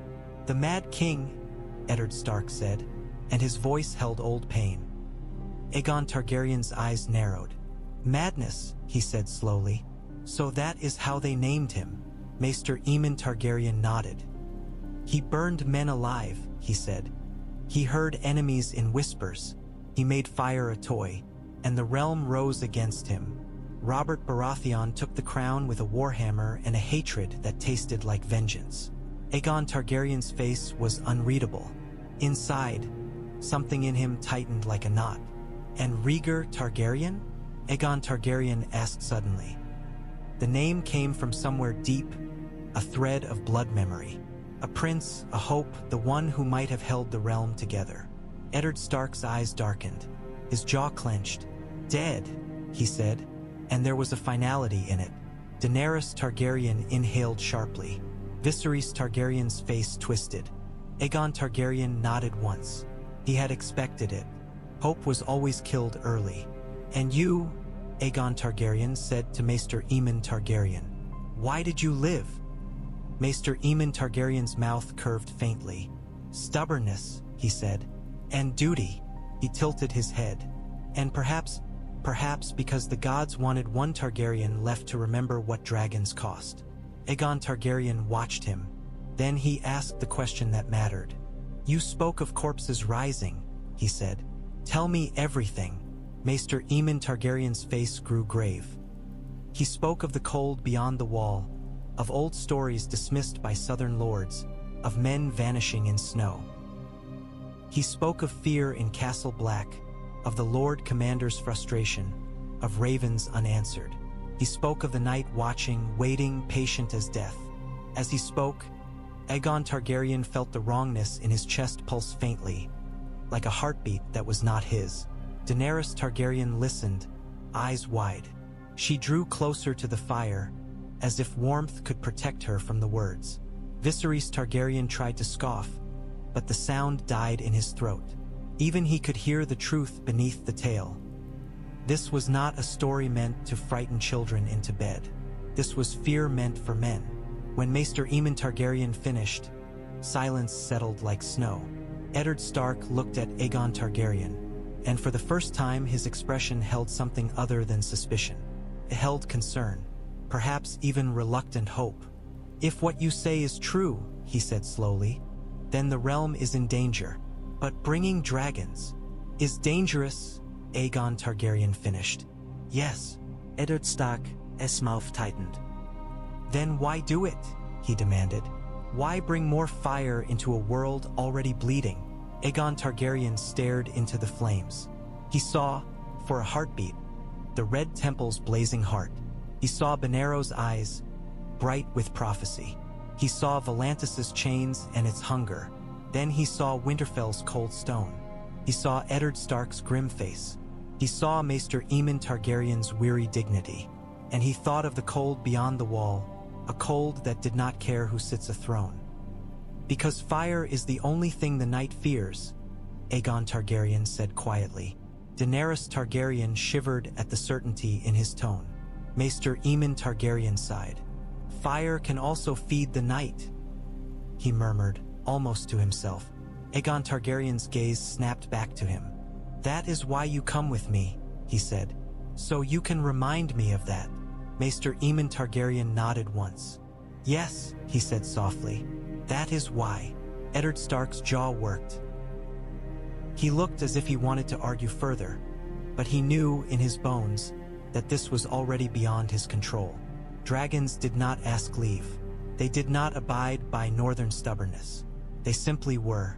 He exhaled slowly. "If you leave with him," Eddard Stark said to Maester Aemon Targaryen, "then at least take men, guards." "You cannot," Aegon Targaryen interrupted. "No," he said. Eddard Stark's eyes sharpened. "No," he echoed, anger flaring. Aegon Targaryen held his gaze. "I will not bring a pack of wolves into Volantis," he said. It will start wars I do not have time for. Eddard Stark's mouth tightened. And what of my honor? He demanded. What am I to say when the Night's Watch asks where their maester went? Aegon Targaryen's expression remained cold. Tell them the truth, he said. Tell them dragons came. Eddard Stark's eyes narrowed. Truth, he repeated, bitter. Aegon Targaryen leaned forward, voice low. Truth is a weapon, he said. Use it. Eddard Stark stared at him for a long moment. Then slowly he nodded once. Not agreement, not surrender, just acceptance of a storm. Daenerys Targaryen watched the exchange with a strange tightness in her chest. She had never seen men speak like this. Two lords measuring each other without flattery, without lies. Felt like watching swords meet. Viserys Targaryen broke the tension, voice sharp with wounded pride. If we are to take Westeros, he said, why waste time in Volantis? Why not fly straight to King's Landing and burn the usurper from his throne? Aegon Targaryen turned his gaze on him. Because you cannot hold a realm you do not understand, he said. Because you cannot fight a war you are not PR. Epard 4. Because you cannot hatch dragons with dreams alone. Viserys Targaryen's face flushed. Dragons hatch when they hatch, he spat. They are ours by right. Aegon Targaryen's voice was like ice. Right does not hatch eggs, he said. Fire does. Blood does. Sacrifice does. Daenerys Targaryen's stomach twisted at the last word. Aegon Targaryen stood. The movement made the hall's watchers stiffen. He towered over the firelight, shadow cutting across the stone. We leave, he said, final. Maester Aemon Targaryen rose slowly, supported by a Night's Watch brother. He turned toward Eddard Stark. Thank you, he said softly. Eddard Stark's face was tight. May the gods watch you, he replied. Maester Aemon Targaryen's lips curved faintly. If they are watching, he murmured. They have strange taste in spectacles. Daenerys Targaryen almost smiled, then caught herself. Aegon Targaryen strode toward the hall's doors. Daenerys Targaryen followed, then Viserys Targaryen, then Maester Aemon Targaryen, surrounded by silent Night's Watch brothers and northern men who watched as if seeing the world break. Outside, in the courtyard, Balerion the Black Dread waited, heat steaming snow into mist. The dragon lifted his head as Aegon Targaryen approached. The ember eye flared, recognizing its rider, its anchor in this wrong second life. Aegon Targaryen did not hesitate. He climbed. And the wolves watched the dragon take flight, carrying fire south and east, as if the world had decided to remember old terrors. Maester Aemon Targaryen did not scream when Balerion the Black Dread leapt from Winterfell's yard. Daenerys Targaryen expected him to. She expected the old man to cling and cry and beg to be put down. Instead, he sat behind Aegon Targaryen, wrapped in black wool. His blind face lifted into the wind as if he were tasting it. His hands gripped a strap, knuckles white, but his mouth remained closed. Daenerys Targaryen sat behind them, secured by leather, feeling the dragon's heat under her thighs and the cold air on her cheeks. Viserys Targaryen was strapped further back, muttering furious curses under his breath. As Winterfell shrank beneath them, Daenerys Targaryen watched the direwolf banners become thin dark lines, then vanish. She felt a strange ache, as if she had left something behind that she did not even own. Ahead, the land rolled out, forests dark as spilled ink, rivers shining like steel threads. The cold grew deeper, sharper. Even Balerion's heat struggled against it. Daenerys Targaryen shivered. Aegon Targaryen's voice cut back through the wind. You spoke of the wall, he said to Maester Aemon Targaryen. Maester Aemon Targaryen's voice answered, steady despite the roar of air.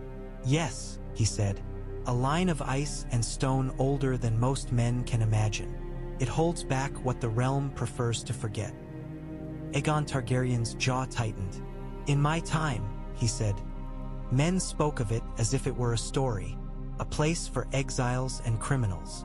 Maester Aemon Targaryen's mouth curved faintly. It is still that, he said, and it is also the only thing standing between the realm and the dark. Aegon Targaryen was silent for a moment, then said, Benero spoke of a darkness that eats fire. Maester Aemon Targaryen's posture stiffened slightly. The Red Priests, he murmured. They see visions in flame and call them prophecy. Sometimes they are right. Often they are wrong in ways that get men killed. Aegon Targaryen's voice was flat. They brought me back, he said. They woke Balerion, and they will expect payment, Maester Aemon Targaryen replied. Aegon Targaryen's mouth tightened. Yes, he said. They will. Daenerys Targaryen listened, heart tight. She had never heard men speak of gods like this. Like bargain makers, like merchants at a stall. Viserys Targaryen shouted suddenly, voice raw with fury. Stop speaking as if priests rule us, he cried. We are Targaryens. We do not answer to foreign gods. Aegon Targaryen did not turn. You answer to whatever keeps you alive, he said coldly. That is the first rule of ruling. Viserys Targaryen made a strangled sound, half protest, half humiliation. Daenerys Targaryen squeezed her eyes shut briefly. The wind stole tears from her lashes. They flew for hours. The sun crawled across the sky, pale and weak. Clouds thickened, then thinned. Below, villages shrank and vanished like toys. Men looked up and ran. Ravens burst from treetops in panicked flocks. When they crossed the neck, the air changed. The cold eased slightly. The land flattened into marsh and water, then rose again into the rolling hills that led toward the south. Daenerys Targaryen's limbs ached. Her stomach growled. She had not eaten since Pentos. Fear had been her only food. At last, when the sky began to darken toward evening, Aegon Targaryen angled Balerion eastward. The sea appeared again, a dark line on the horizon. Beyond it, the world opened into Essos. Daenerys Targaryen watched Westeros recede behind them. She felt relief and then shame at the relief. Westeros was supposed to be home. Viserys Targaryen had spoken of it like a promised land. Yet when she had seen it from above, it had looked cold and suspicious, as if it would rather spit them out than welcome them. Essos, for all its cruelty, was at least familiar. They crossed the narrow sea again, and then the land below shifted into the patchwork of fields and roads that led toward the Rhoyne. Volantis lay at the mouth of that river, fat and ancient, its black walls looming like a scar across the city's heart. As they approached, Daenerys Targaryen saw smoke rising from the Red Temple, a pillar of flame-colored haze against the night. The city below glittered with lights, taverns and brothels, manses and slave pens. The river reflected them in broken pieces, as if the water itself could not hold the whole city without cracking. Balerion the Black Dread's shadow passed over rooftops, and the city stirred like a startled animal. They landed within the Red Temple's outer courts, where priests waited with torches and chanting. The sound rose, fevered, eager. The same word traveled through the crowd like a spark. Dragons. Aegon Targaryen slid down from the dragon. Maester Aemon Targaryen followed, slower, helped by a red-robed acolyte. Daenerys Targaryen stumbled when she hit the ground, legs shaking. Viserys Targaryen fell to his knees and retched onto the stone, then wiped his mouth angrily as if the dragon had insulted him. Benero approached, spreading his arms. You have brought them, he said, voice trembling with triumph.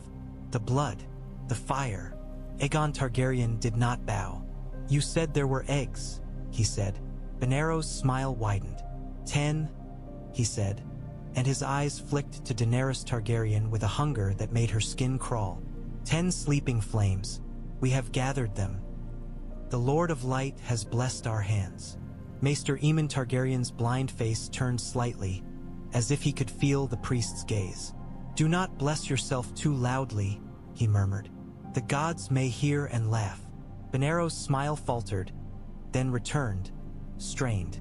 The Maester is wise, he said quickly, as if eager to claim wisdom as another tool. Aegon Targaryen's eyes narrowed. He gestured toward the temple's inner doors. Show me, he commanded. As they walked, Daenerys Targaryen's gaze wandered over Volantis' courts. She saw slaves kneeling with trays of food, bread, roasted meat, fruit. She smelled spices and SM. Oh, her stomach clenched with hunger, but she also noticed the slaves' collars, iron bands etched with names, symbols of ownership. The sight made something twist inside her. Viserys Targaryen glanced at the slaves and sneered. "At least they know their place," he muttered. Daenerys Targaryen shot him a look. "They are people," she whispered. Viserys Targaryen scoffed. "They are property," he corrected. Aegon Targaryen did not react, but Daenerys Targaryen saw Maester Aemon Targaryen's mouth tighten. They entered the temple again. Heat wrapped around them, heavy and suffocating. The chanting grew louder, a tide of sound. Priests pressed close, eyes shining with reverence and greed. Some reached out as if to touch Daenerys Targaryen's hair, her skin, as if she were a relic. Daenerys Targaryen shrank back instinctively. Aegon Targaryen's gaze snapped to the priests. "Do not touch her," he said, voice like iron. The nearest hands withdrew as if burned. Benero led them downward again, into the temple's depths, toward the vault where Balerion had been woken. As they passed the dragon's chamber, Daenerys Targaryen felt Balerion's ember eye on her. The dragon's gaze was not warm. It was ancient and hungry. Maester Aemon Targaryen murmured quietly beside her. "Do not mistake it for a pet," he warned. Daenerys Targaryen swallowed. "I won't," she whispered. They reached a different chamber, sealed and guarded. Benero pressed his palm to the door. Heat hissed. The seal broke. The door swung open. Inside, arranged on black stone platforms, lay 10 eggs. They were not all the same. Some were large, some small. Some were pale as bone with green veining. Some were black with red swirls. Some were mottled gold. Their shells looked like stone, yet in the torchlight they seemed to pulse faintly, as if something inside breathed. Daenerys Targaryen's breath caught. She stepped forward without meaning to. The eggs called to her in a way she could not explain. It was not a voice, not exactly. More like a pull behind her ribs. Viserys Targaryen's eyes widened, greed washing over fear. "Mine," he whispered, and his voice shook. Aegon Targaryen stared at the eggs, face unreadable. Maester Aemon Targaryen exhaled slowly. 10, he murmured, awe and dread intertwined. "The world has not seen such a thing in too long." Benero's smile was feverish. "We will hatch them," he promised. "We will birth the dawn." Aegon Targaryen turned his gaze on him, cold. "We will hatch them," he corrected. "And you will do exactly as I command." Benero bowed quickly. "Yes," he said, almost giddy. "Yes, Aegon Targaryen." Daenerys Targaryen stared at the eggs, heart racing. She felt as if she stood at the edge of something vast. A cliff, a fire, a new world. And somewhere deep within Volantis, beyond black stone and chanting, the city of chains waited, unaware that its fate was being decided beneath its feet. Volantis did not like being reminded it was small. The Triarchs received Aegon Targaryen in a chamber carved from black stone that swallowed sound and light. The walls were smooth as polished obsidian, veined faintly with red, as if the building itself held old fire inside. Torches burned in iron brackets, their flames flickering as if anxious. 3 men sat on a raised dais beneath a canopy of embroidered silk. They wore masks of gold that hid their faces, only their eyes visible through narrow slits. Chains of office draped their necks, heavy with gems. Behind them stood tiger guards in striped cloaks, hands tight on spear shafts. Slave scribes knelt at the foot of the dais, ink pots trembling in their hands, ready to record whatever history decided to become. Benero stood beside Aegon Targaryen, hands folded in the posture of a man pretending humility. Maester Aemon Targaryen sat slightly behind, silent, blind face turned toward the room as if he could feel every heartbeat in it. Daenerys Targaryen stood close to Aegon Targaryen's side, clutching one of the dragon eggs. Benero had allowed her to take it, perhaps thinking it would make her more pliant, perhaps not understanding that giving her an egg was like placing a spark in dry grass. The shell was warm against her palms, its surface ridged and strange. It made her feel less alone. Viserys Targaryen hovered on the other side, face tight with jealousy. He watched the egg as if it were a crown stolen from his head. One of the Triarchs leaned forward. His voice, when it came, was smooth, practiced. "Aegon Targaryen," he said, and the name sounded like a test. "If you are truly what you claim, then Volantis welcomes you." Aegon Targaryen did not bow. "Volantis will," he replied, and his voice carried the weight of a command. A murmur rippled through the guards. Another Triarch spoke, his voice sharper. "You broke stone within the Red Temple," he said. "You landed a dragon within Pentos. You flew it over the black walls of our city." His eyes narrowed behind his mask. "These are not the acts of a guest." Aegon Targaryen's gaze was steady. "Guests ask permission," he said. "Kings do not." The first Triarch's hands tightened on the arms of his seat. "Volantis is not Westeros," he said. "We do not bend knee to dead kings returned by foreign gods. We have laws." Aegon Targaryen's mouth curved faintly. "So did Harrenhal," he said.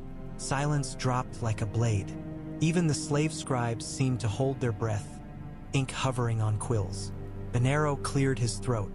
"Triarchs," he said quickly. "This is a holy..." The sharp-voiced Triarch cut him off. "Holy," he repeated with contempt. "You and your red robes fill the streets with chanting and call it holy.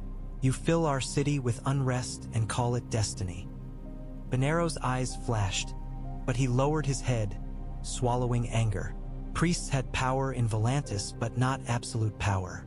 Not yet. Aegon Targaryen watched the exchange and understood the game. Volantis was a city of factions. Elephants fat with trade, tigers hungry for war, priests hungry for souls. Each wanted to use him. Each feared being used by him. He stepped closer to the dais. The tiger guards tensed, but none moved. Perhaps the dragon's presence above them, felt through stone and air, kept their feet planted. "You brought me back," Aegon Targaryen said, and his gaze swept the Triarchs as if weighing them like cattle.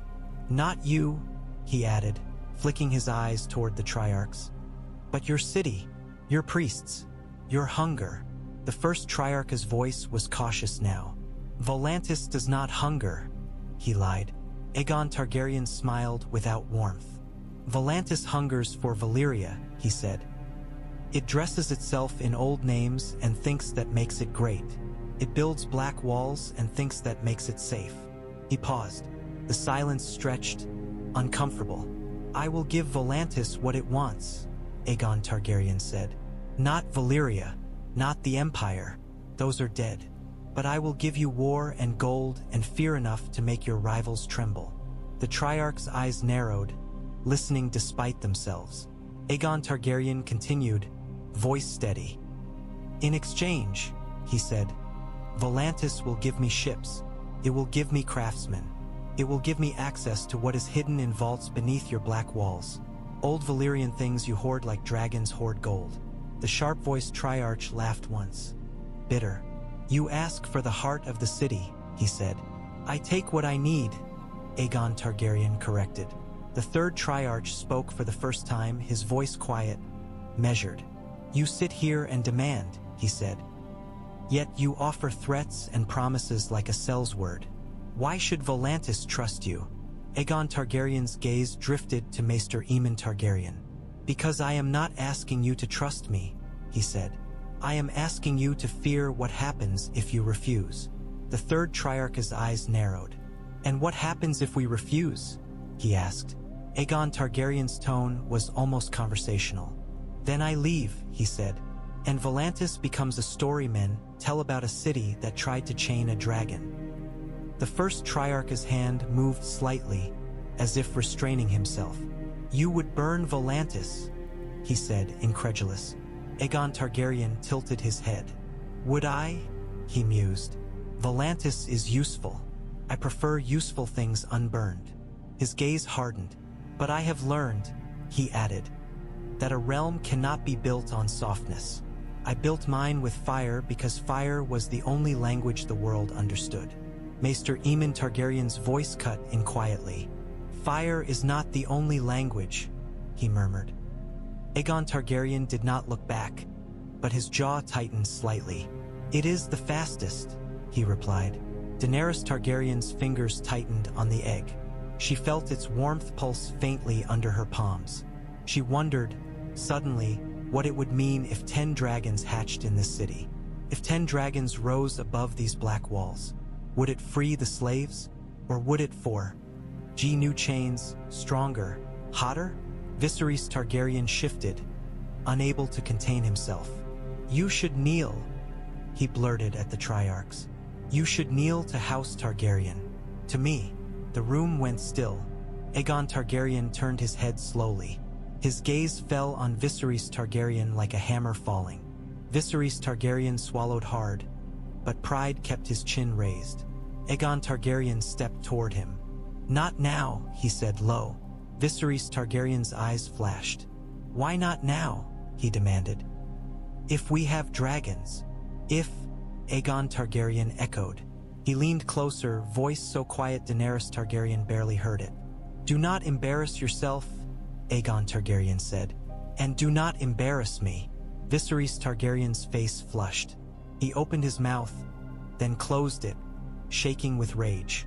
One of the Triarchs, sharp-voiced, laughed again, delighted. "So," he said, "the Dragon Lords fight among themselves even before they hatch dragons." Aegon Targaryen turned back to the dais. His expression was calm, but there was danger beneath it, like a blade hidden under cloth. "You will give me what I ask," he said. The first Triarch's eyes narrowed. "And if we do?" he asked. Aegon Targaryen's voice was steady. "Then you will survive," he said, "and perhaps thrive.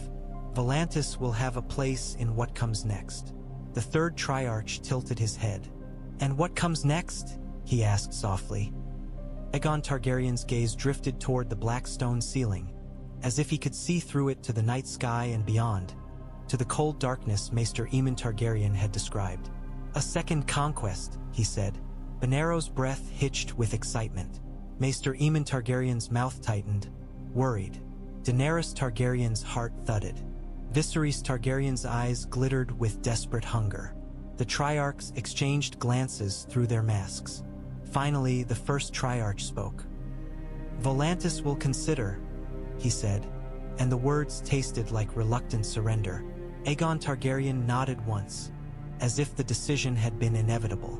"Good," he said. "While you consider, I will prepare." The sharp-voiced Triarch's eyes narrowed. "Prepare what?" he asked. Aegon Targaryen's gaze moved to Daenerys Targaryen's egg. "The future," he said. Daenerys Targaryen felt the egg's warmth pulse again, as if answering. As Aegon Targaryen turned to leave, Maester Aemon Targaryen's quiet voice followed him. "Do not forget," he murmured, "that the realm you mean to conquer is full of men who believe themselves heroes." Aegon Targaryen's mouth curved faintly. "Heroes burn too," he replied. Outside the audience chamber, Volantis's air felt thick and heavy, full of smoke and spice.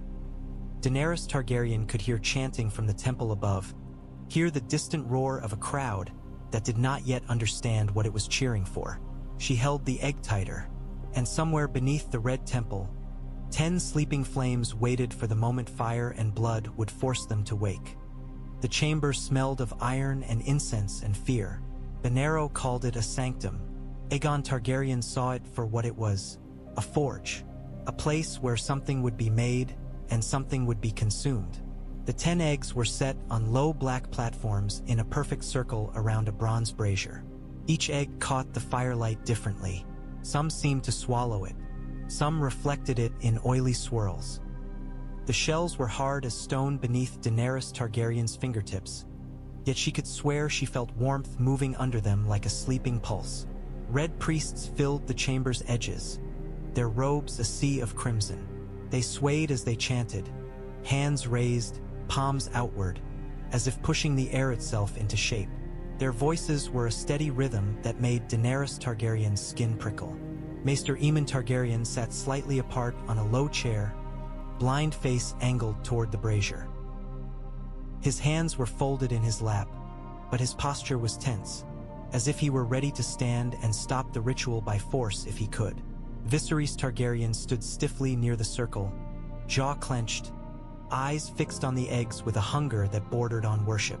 He looked like a man staring at a feast while being told he must not eat.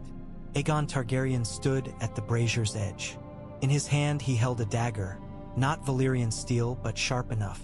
His blade glimmered red in torchlight. Aegon Targaryen stared at it as if measuring what the cut would cost. "Blood?" Benero murmured, stepping close. His eyes glittered. "It begins with blood." Maester Aemon Targaryen spoke quietly from his chair. "And it rarely ends there," he warned. Benero's smile twitched.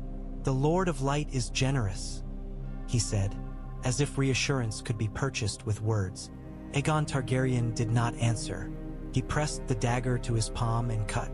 Pain flared, bright and honest. Blood welled and ran down his hand, dark in the firelight. He held his palm over the brazier, and the blood dripped into the coals with soft hissing sounds. The chant deepened, the air thickened, heat pressed in from every direction, stronger than before, as if the chamber had become a throat and they were standing inside its breath. Daenerys Targaryen watched Aegon Targaryen's blood hit the coals and steam. The sound made her stomach twist. The heat made her eyes water. She clutched her egg tighter. Benero's voice rose above the chant. He spoke in Old Valyrian, words thick with reverence.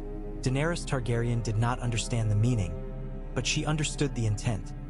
Command the fire, coax it, bind it, promise it food.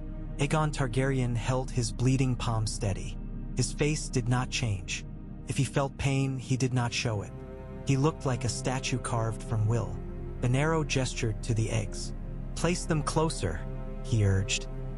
Red-robed acolytes moved cautiously, hands trembling as they slid the platforms inward, tightening the circle around the brazier. The eggs were close enough now that Daenerys Targaryen could feel heat on her face when she leaned toward them. The shells gleamed. One of them, black with red swirls, seemed to shimmer as if it held liquid fire. Maester Aemon Targaryen's voice was sharper now. "Do not be fools," he said. "Eggs are not iron. They cannot be forced like what?" Benero snapped, irritation flashing. "Like a crown? Like a realm? Everything is forced, Maester. Everything worth having." Maester Aemon Targaryen's mouth tightened. "That is what men tell themselves when they want to justify cruelty," he said quietly. Benero's nostrils flared. He turned away, as if unwilling to waste words on a blind old man. Aegon Targaryen finally spoke, voice low. "How many died to bring me back?" he asked. Benero hesitated, then said, "Enough." Aegon Targaryen's gaze sharpened. "Say the number," he commanded. Benero's throat bobbed. 37, he admitted. "Men and women of no name, slaves, criminals, those who would have died anyway." Daenerys Targaryen felt bile rise in her throat. She pressed her egg against her cheek, as if trying to steal comfort from something that could not yet comfort her. Maester Aemon Targaryen's voice was soft, exhausted. "No one dies anyway," he murmured. "We all die because someone decides we may." Viserys Targaryen scoffed. "Slaves," he muttered. "Their lives are nothing compared to dragons." Daenerys Targaryen turned her head sharply. "Don't," she whispered. Viserys Targaryen glared at her. "Don't what?" he snapped. "Don't speak truth? You are weak, Daenerys Targaryen. You always have been." Daenerys Targaryen's cheeks flushed with shame and anger. Before she could answer, Aegon Targaryen's voice cut through them like a blade. "Silence," he said. Viserys Targaryen flinched and fell silent. The chant rose again, louder, faster. The chamber's air pulsed with heat. Shadows on the walls shivered unnaturally, as if something unseen moved between torchlight and stone. Daenerys Targaryen felt it. Presence. Not a person. Not a thing she could name. Something watching from the edges of the fire. Something hungry. Benero lifted a hand. "The fire is listening," he hissed. "Give it more." Aegon Targaryen's bleeding palm hovered above the coals. He clenched his fist, letting fresh blood drip faster. His jaw tightened, but his eyes remained fixed on the eggs, on the future. Benero's gaze slid to Daenerys Targaryen. "The girl," he murmured. "Her blood is pure. Her blood will sing." Daenerys Targaryen went cold. She clutched the egg like a shield. Aegon Targaryen's head snapped toward Benero. "Touch her," he said, voice deadly, "and I will feed you to Balerion." Benero froze. The priest's chanting wavered, then resumed, nervous. Maester Aemon Targaryen exhaled, relieved and grim at once. Benero swallowed, then forced a smile. "Of course," he said quickly. "Of course. Not her. Never her." Yet his eyes remained hungry. Aegon Targaryen looked at the priests around the circle. "No more slave." "Yes," he said. Benero blinked. "What?" he demanded, disbelief in his voice. Aegon Targaryen's gaze was flat. "You used slaves to buy my life," he said. "You will not use them to buy my dragons." Benero's face flushed. "Then what will you offer?" he hissed. "Fire demands fuel. The eggs are stone. They need—" Aegon Targaryen's voice cut him off. "They will have my blood," he said. "And they will have truth. Not butchered lives thrown into a brazier like scraps." Benero's eyes widened, then narrowed. "Truth?" he spat. "Truth does not burn." Maester Aemon Targaryen murmured. "Sometimes it does." Aegon Targaryen stared at the eggs. "We will give the fire something it cannot take by force," he said. Benero's mouth tightened. "And what is that?" he demanded. Aegon Targaryen turned, and his gaze swept the circle. Priests, a blind old maester, 2 children, 10 eggs, a resurrected conqueror bleeding into coals. "Choice," Aegon Targaryen said. The word landed in the chamber like a stone thrown into still water. The priests shifted. Benero's smile faltered. Viserys Targaryen blinked, confused. Daenerys Targaryen stared. Aegon Targaryen continued, voice steady. "Those who offer blood will do so willingly," he said. "No chance. No knives held to throats. The fire will be fed by those who choose to feed it." Benero's face twisted with frustration. "You would weaken the ritual," he snarled. Aegon Targaryen stepped closer to him. His bleeding hand was still raised, dripping into the brazier. "I would strengthen it," he said quietly, "because dragons are not born of cowardice." Benero stared at him, breathing hard. Maester Aemon Targaryen's blind face lifted slightly, as if listening more closely. "Choice," he murmured, and there was something like approval in his tone. "That is new." Aegon Targaryen's gaze flicked to him briefly. "Not new," he corrected. "Forgotten." Benero's jaw clenched. He looked around at the priests. "Who will offer?" he demanded, voice sharp. The priests hesitated. They had expected to be commanded, not asked. They had expected slaves to burn, not themselves. Aegon Targaryen watched them in silence. One young priest stepped forward, trembling. "I will," he whispered. Then another, and another. Fear flickered in their eyes, but so did devotion. Not all devotion was cowardice. Sometimes it was simply the refusal to step away from what one had already chosen. Benero's eyes glittered again, greedy with opportunity. "Yes," he breathed. "Yes, let the faithful." Aegon Targaryen raised his hand. "Not death," he said. Benero blinked. "Not." Aegon Targaryen's gaze was cold. "If the fire needs death," he said, "it will take mine first." The room went still. Daenerys Targaryen's breath caught. Viserys Targaryen made a small choking sound. Maester Aemon Targaryen's mouth tightened. Benero's voice trembled. "You would offer yourself?" He whispered. Awe and hunger tangled. Aegon Targaryen held his gaze. "If that is the cost," he said. "Yes." Daenerys Targaryen felt a strange surge of emotion. Fear, admiration, terror. She did not know if Aegon Targaryen was brave or mad. Perhaps the two were the same. Maester Aemon Targaryen spoke quietly. "Be careful," he warned. "Fire loves to take men who think they can command it." Aegon Targaryen looked back at the eggs. "Then let it try," he said. He spread his bleeding hand over the brazier. The blood hissed. The coals flared brighter. Heat surged outward like a living thing. The egg's shells began to glow. Daenerys Targaryen's heart hammered. She pressed her cheek to the egg she held, feeling the warmth deepen, become something else.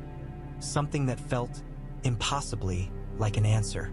The chant rose, frantic now. And in the heart of the fire, something shifted, as if the world itself had leaned closer to watch.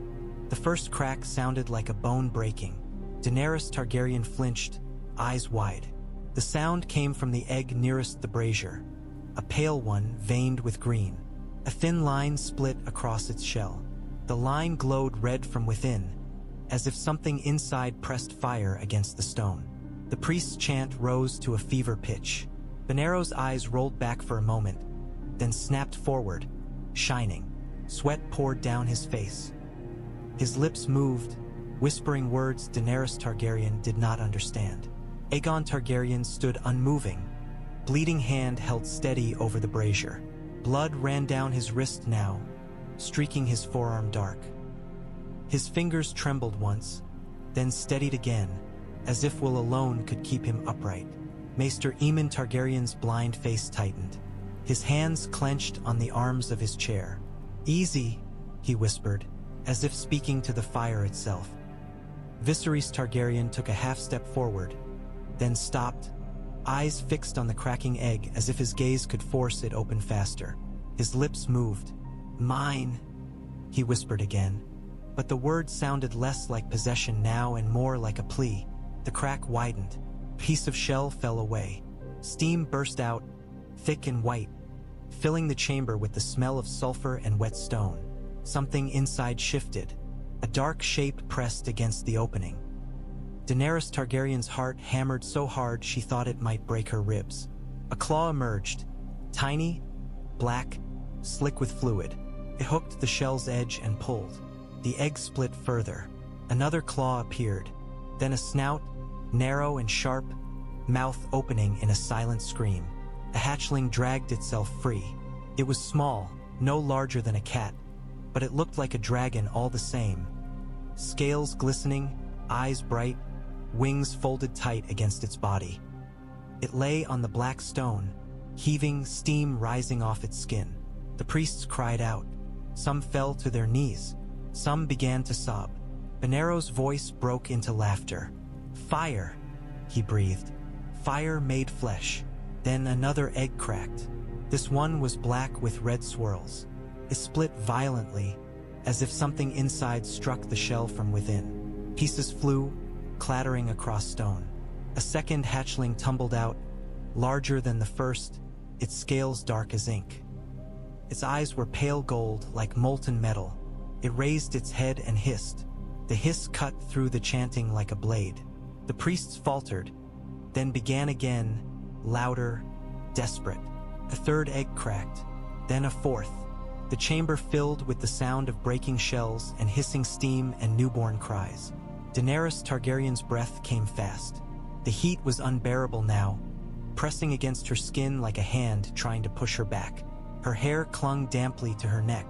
Sweat ran down her spine. And yet she did not burn. She stared down at the egg she held, mottled gold and cream, and felt it shiver in her hands. Pulse stronger now, like a heartbeat. Her fingers tightened instinctively. The egg cracked under her palms. Daenerys Targaryen gasped and nearly dropped it. Shell pieces flaked away, revealing a glimmer of wet, shimmering scale beneath. Steam rose, curling around her wrists. The heat should have hurt. It should have blistered her skin. It did not. She watched, transfixed, as the egg split further, and a small head pushed through.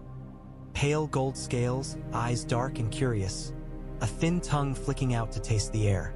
The hatchling wriggled free and tumbled into her lap. Daenerys Targaryen froze. The dragon was warm and wet, its body slick against her dress.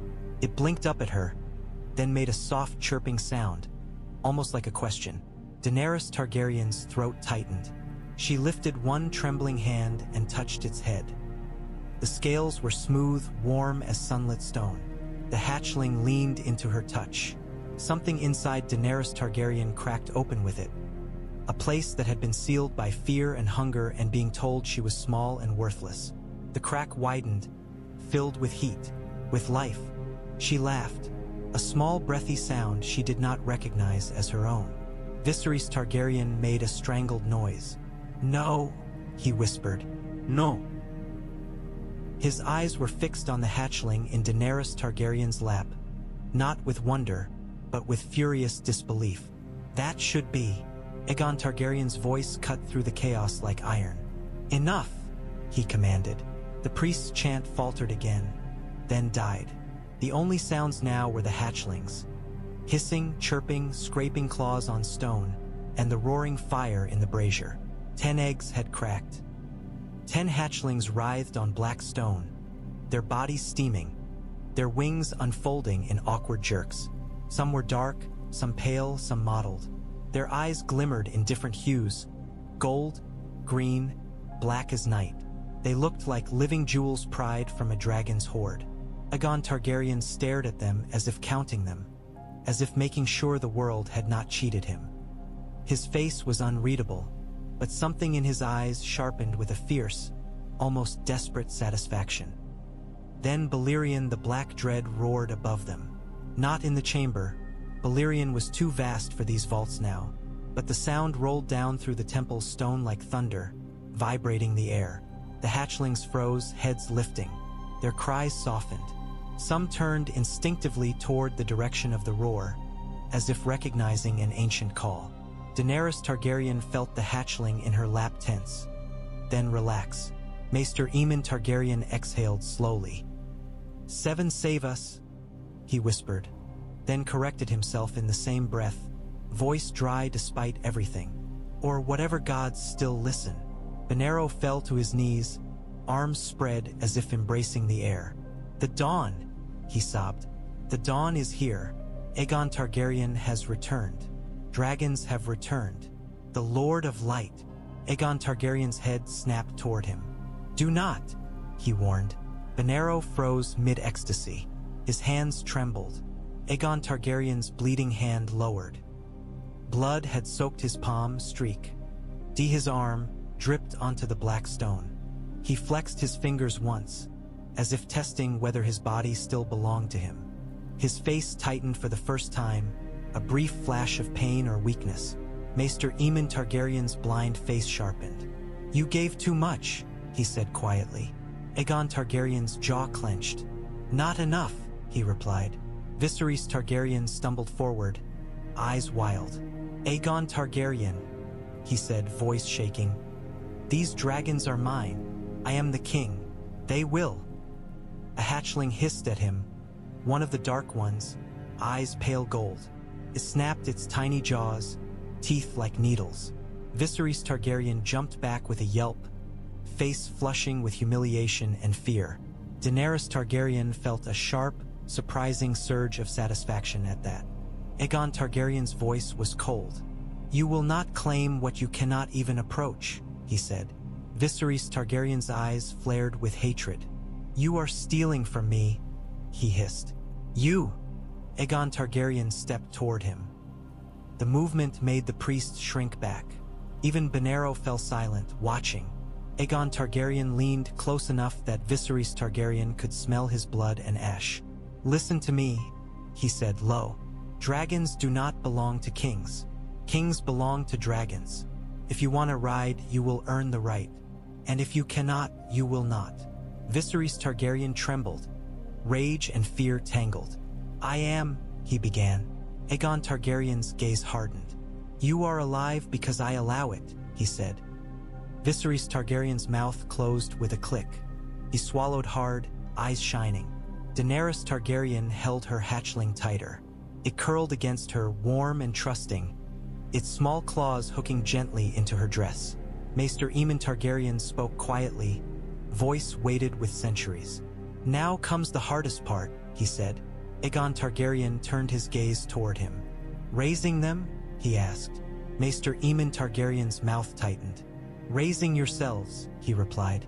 "Dragons are honest. They show you what you are. They make your worst instincts possible."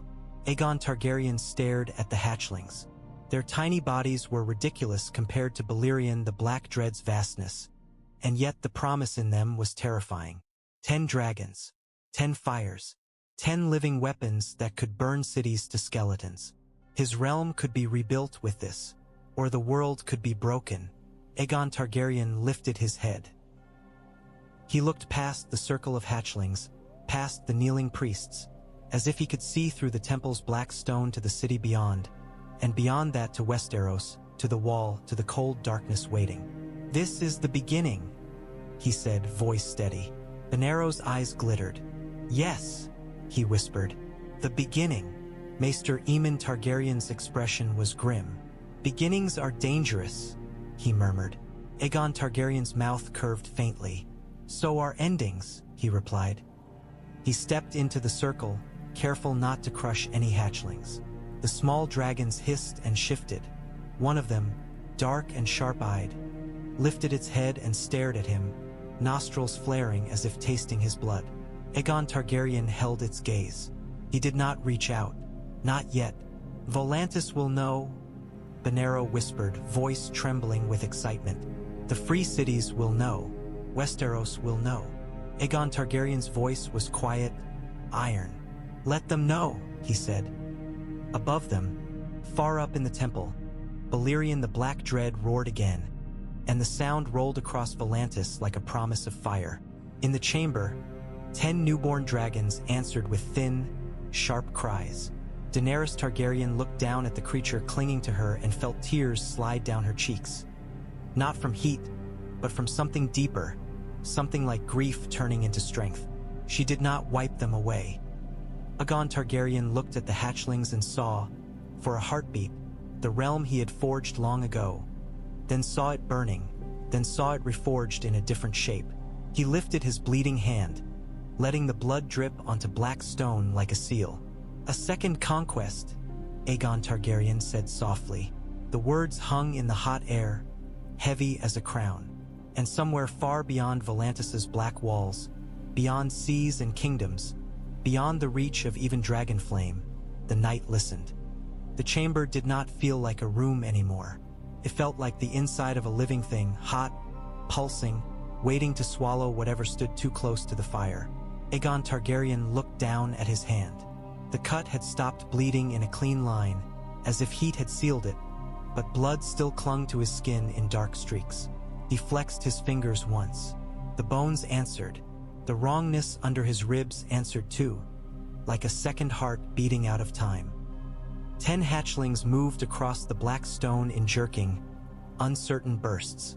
They were ugly in the way all newborn things were, wet, raw, unsure of their limbs, and terrifying in what they promised. Aegon had expected triumph to taste sweeter. Instead it tasted of iron and ash, and the bitter awareness that power always demanded a cost it would not name until after it was paid. The Red Priests had begun to whisper again. Not chanting now, not the rhythm that bound fire into shape, but the eager, frantic mutter of men realizing they stood at the edge of history. They spoke of omens. They spoke of the dawn.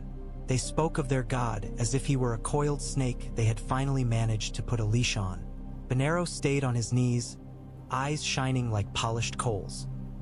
He looked as if he wanted to press his face to the stone and drink the heat. Aegon let him kneel. A priest who knelt was easier to handle than a priest who stood. Daenerys Targaryen held her hatchling close, cradling it against her chest as if it were a child. The little creature's claws gripped her dress without tearing it, and its warm breath puffed against her collarbone. When it shifted, it made a sound that was not quite a hiss, not quite a chirp, something between a question and a claim. Aegon watched her, and something in his expression tightened. The girl had walked through fire as if it were mist. He had seen it. The priests had seen it too, and their hunger had sharpened into something almost obscene. Viserys Targaryen hovered near the circle's edge, face pale, jaw clenched so hard the muscles stood out. He kept glancing at the hatchlings as if waiting for one to crawl into his arms and crown him. None did. One dark hatchling, sleek as spilled ink, eyes pale gold, kept its head turned toward him, nostrils flaring, a thin line of smoke curling from its mouth like a warning. Maester Aemon Targaryen broke the fragile stillness with a quiet, rasping breath. "Get them out," he said. Daenerys' head snapped up. "Out!" he echoed, scandalized. "They must remain in the sanctum until you parade them through the streets?" Maester Aemon Targaryen asked softly. "Until every knife in Essos turns toward this temple?" Daenerys' mouth tightened. "Volantis will guard. Volantis is a city of factions," Maester Aemon Targaryen replied, and his calm made the words sharper than anger. "A city of chains. Chains rust. Chains break. Dragons do not belong in rooms with doors other men can lock." Aegon Targaryen listened, then nodded once. "He is right," he said. Daenerys' eyes widened. "Aegon Targaryen." "Silence," Aegon said, and his voice turned the chamber colder than the wall ever could. He pointed toward the hatchlings. "Warmth," he ordered. "Food. Guards who are mine, not the Triarchs, not the tigers, not the temple." Daenerys swallowed, quickly masking frustration with reverence. "Of course," he said. "Of course. The faithful will. The faithful will obey," Aegon corrected. Red-robed acolytes hurried forward with thick leather gloves, trembling as they approached the hatchlings. One hatchling snapped, teeth like needles, and the acolyte jerked his hand back with a cry. Another priest laughed nervously, then tried again, slower, murmuring soothing words. Aegon watched the clumsy handling with growing impatience. "Not like that," he said. He stepped forward into the circle. Heat washed over him. The hatchlings froze, heads lifting, eyes fixing on him. For a heartbeat, Aegon felt a pull faint, like a thread being drawn tight between his chest and theirs. He crouched and reached toward the nearest hatchling, the one with black scales veined red like cooling lava. It hissed, then leaned forward and sniffed his bleeding hand. His tongue flicked out, tasting the blood, and it made a sound like satisfaction. Aegon's fingers closed around the scruff of its neck with practiced certainty. The hatchling thrashed, wings flapping, then stilled when Aegon's grip tightened just enough to remind it who held it. "Hold the body," he instructed the acolyte, voice clipped. "Support the wings. Do not let it fall. If you break a bone, I will break yours." The acolyte nodded rapidly, face white. One by one, Aegon lifted the hatchlings and placed them into thick-lined baskets of dark leather prepared by the temple craftsmen. The baskets had been meant for eggs, not living claws, but they would do for now. Each hatchling fought, then settled, drawn by warmth and blood scent. Daenerys Targaryen did not relinquish hers. When an acolyte approached, she pulled back instinctively, arms tightening. Aegon glanced at her. "Keep it," he said. Daenerys' eyes flickered, calculating. Viserys Targaryen's face twisted. "Why does she—" he began, but stopped when Aegon's gaze cut him down like a blade. Maester Aemon Targaryen's blind face turned toward Daenerys Targaryen. "What does it feel like?" he asked her softly. Daenerys hesitated, then whispered, "Warm," she swallowed. Like the sun is inside my hands." Maester Aemon Targaryen nodded once, as if that confirmed a fear he'd carried for decades. "Yes," he murmured. "That is how it begins." Daenerys rose from his knees at last, smoothing his robes as if dignity could be reclaimed with fabric. "The city will demand to see them," he said carefully. "The Triarchs will demand." Aegon's voice was flat. "They will see what I allow," he said, "and they will demand nothing." He looked toward the chamber stair. "Move," he commanded, as the BA. Skets were lifted and carried out. The heat in the chamber seemed to ease, as if the fire was satisfied, for now. Daenerys followed, hatchling pressed against her chest. She could feel its heartbeat, quick and sharp, matching her own. Behind her, Viserys lingered, staring at the empty platforms with resentment so thick it might have been smoke. He whispered, too softly for the priests to hear, They were supposed to love me, Aegon heard anyway. He did not turn, but his answer came like a knife tossed over the shoulder. Dragons love nothing, he said. They choose. And for the first time, Daenerys understood that this was not a fairy tale where fire rewarded the rightful. This was a story where fire tested the living until only the burned remained. Volantis woke like a beast woken by pain. The roar of Balerion the Black Dread rolled out of the Red Temple and into the city streets, vibrating window glass and rattling iron chains. Men spilled from taverns with cups still in their hands. Women leaned out of balconies, hair loose, faces pale. Slaves froze where they stood with loads on their backs, explaining nothing, knowing only that sound meant either salvation or death. The Red Temple's outer courts filled in minutes. Red-robed priests poured out, chanting, waving torches that made the night flicker orange. Word traveled faster than ravens in cities like this, through alleyways and brothels, across bridges and markets, carried by fear. Dragons. They said it first in whispers, then louder. Then it became a chant of its own, passed mouth to mouth like a drink. Captain Reezer pushed through the crowd with tiger guards at his back. The striped cloaks made the people recoil. Tigers meant crackdowns, whip and spear, a firm hand on Volantis' throat. Reezer's scarred face was tight, his eyes darting constantly toward the temple gates. He had seen the dragon once, in the vault beneath the temple, and it had made him feel small in a way his rank could not fix. Now the air tasted of ash, and the broken stone on the temple's upper levels was proof that the thing was not contained. He could feel the city's balance shifting under his feet like rotten boards. A tiger lieutenant jogged to his side, breath misting in the humid night. "Orders from Triarch Malakwo Mager," the lieutenant said. His voice tried for confidence. Failed. "We secure the temple. No one enters. No one leaves." Reezer stared at him. "No one leaves," he repeated, and the phrase sounded absurd under the Red Temple's looming shadow. He looked up at the black stone, at torchlight reflecting on wet surfaces, at ash drifting down like black snow. Somewhere above, in the temple's higher courts, Balerion shifted. The movement was felt more than seen. A tremor in stone, a pressure in the air.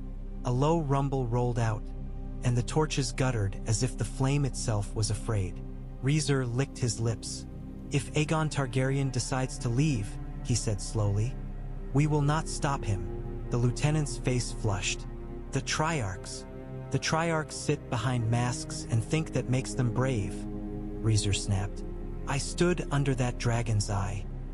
Brave is a word men use right before they die." The crowd surged closer, pushing against the tiger line. Some people shouted prayers in the old tongue. Some shouted curses. Slaves and collars stared with open longing, as if a dragon's return might mean chains melting into nothing. A woman in a faded dress fell to her knees and screamed, "The fires are back! The fires are back!" Tears streamed down her face. A priest lifted her chin and murmured something about the dawn. Reezer watched the priest, and the sight made him uneasy. Priests were dangerous because they could make men do what spears could not. They could make men love death. A shout rose from the temple steps. Benero appeared briefly, framed by torchlight like a piece of the flame itself. He raised his arms, and the crowd roared back at him, a wave of sound that shook the night. Reezer's eyes narrowed. He saw it then, what the Triarchs had been too slow to understand. This was not only a dragon. It was a story, and stories moved cities. Another tiger guard hurried up, voice low. "Captain," he said, "the elephants are gathering by the river. They fear this will ruin trade. They talk of calling bravos, of hiring knives." Reezer's mouth tightened. "Of course they do," he muttered. Elephants loved coin more than blood, and coin hated chaos. He glanced toward the crowd again. The faces were a mix of terror and awe. Volantis had lived for centuries on the memory of Valyria, pretending it still mattered. Now that memory had teeth and wings, and the city did not know whether to kneel or run. Reezer shifted his stance, grounding himself. "Hold the line," he ordered his men. No one breaches the gates. No one brings steel into the temple. If the Triarchs want a corpse, they can come collect it themselves. The lieutenant hesitated. And if Aegon Targaryen comes out? He asked. Rhys's eyes flicked upward, toward that unseen pressure of dragon mass above. Then we lower our spears, he said quietly, and we pray he has other prey. The gates creaked as they opened just enough to admit a procession of red-robed acolytes carrying heavy baskets. The crowd surged forward, hungry for a glimpse. Tiger guards shoved them back, spears braced. For a moment, a flicker of movement was visible in one basket. Something small, dark, writhing. A thin hiss cut through the noise like a needle. The crowd screamed, some in terror, some in ecstasy. Rhys felt his gut turn over. Hatchlings. Not one. Many. The rumors had been true. He watched the baskets vanish back into the temple's interior, deeper into black stone. He imagined 10 dragons growing in that place like coals fed by prayer. He imagined them spreading above the city like a shadow. For the first time in his life, Captain Rhys found himself wishing he had been born poor in some nameless village, far from prophecy and politics, far from the return of monsters. But he was a tiger, and tigers survived by choosing the right master before the wrong one chose them. The Triarchs arrived as if they could still pretend this was their city. They came with a procession, guards in striped cloaks, slaves carrying lanterns, scribes with scrolls, and masked faces held high. Gold gleamed under torchlight. Chains of office clinked softly. It had the look of authority staged carefully for an audience. The audience was already there. Volantis pressed around the temple's outer courts in a roiling crowd, held back by tiger spears and the fear of dragon shadow. Above them, Balerion the Black Dread perched like a broken mountain on the temple's shattered upper stone. Heat rolled down from him in waves. His ember eye watched the courtyard with slow, ancient malice. Aegon Targaryen stood at the foot of the steps in a crimson cloak that still smelled faintly of blood and smoke. Daenerys Targaryen stood a pace behind him, hatchling curled against her chest, its head poking out like a curious serpent. Viserys Targaryen hovered on the other side, face tight and hungry, hands clenched as if he wanted to tear something. Maester Aemon Targaryen stood quietly at Aegon's shoulder, black cloak drawn close. His blind face lifted as if he could feel the Triarchs' fear through their masks. Triarch Malakwo Maegor spoke first. His mask was polished so bright it threw torchlight back into the faces of those who looked at it. His voice carried the smooth confidence of a man who had never been forced to admit he was weak. Aegon Targaryen, he said, as if calling a title that belonged in a book. You have brought disorder to Volantis. Aegon did not bow. Volantis has always been disorder, he replied. It just wears jewels. A murmur rippled through the crowd. The Triarch stiffened. Triarch Nyesos Vassar leaned forward slightly.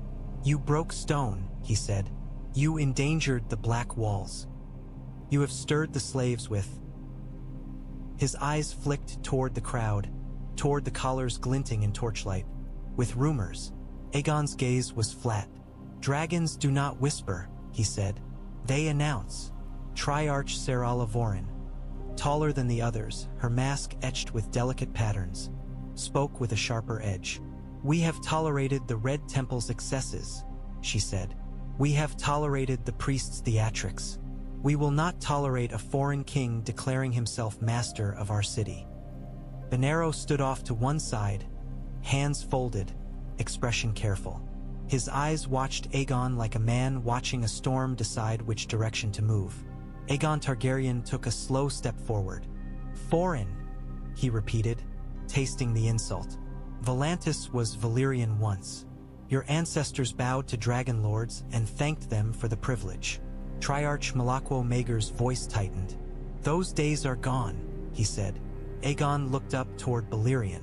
The dragon's ember eye narrowed. Heat thickened in the air, making torches sputter. Are they? Aegon asked quietly. Triarch Nyesos Vassar's guards shifted. Captain Rhys held his line, but Aegon could smell the fear on them now, sharp and sour. Aegon lifted his hand, palm outward. "I do not wish to burn Volantis," he said, and the calm in his voice made the words sound more like a threat than mercy. "I have use for your ships and your smiths. I have use for your gold. I have use for your river and your walls." He lowered his hand slowly. "But understand this," he said. "I did not return to be negotiated with behind masks." Triarch Serala Voren's voice was cold. "You returned by sorcery," she said. "No law binds a corpse." Aegon's gaze sharpened. "Then let me make a new law," he said. He turned slightly and gestured toward the steps. Red priests hurried forward carrying a single iron collar, one of the many used to mark slaves. It was heavy, crudely stamped with a name in Valyrian script. Daenerys Targaryen's stomach twisted. She knew those collars. She had seen them in the streets as they walked. She had watched slaves lower their eyes beneath them like animals. Aegon took the collar in his hands. He held it up so the crowd could see. Then he walked to the center of the courtyard, beneath the Triarchs' masks and the dragon's shadow, and he dropped the collar onto the stone. Silence fell. Even the crowd seemed to inhale and forget to exhale. Aegon Targaryen spoke in a voice that carried without shouting. "Volantis calls itself free," he said, "yet it binds people in iron and calls it order." He looked at the Triarchs. "This collar," he said, "is your true crown." Triarch Malaquo Maegor's voice snapped. "Do not." Aegon did not let him finish. He raised his hand toward Balerion the Black Dread. The dragon's throat swelled slightly. Heat intensified, pressing down like a furnace door closing. Rhys's men tensed. Spears lifted. A few slaves screamed and tried to run, only to be shoved back by the crowd.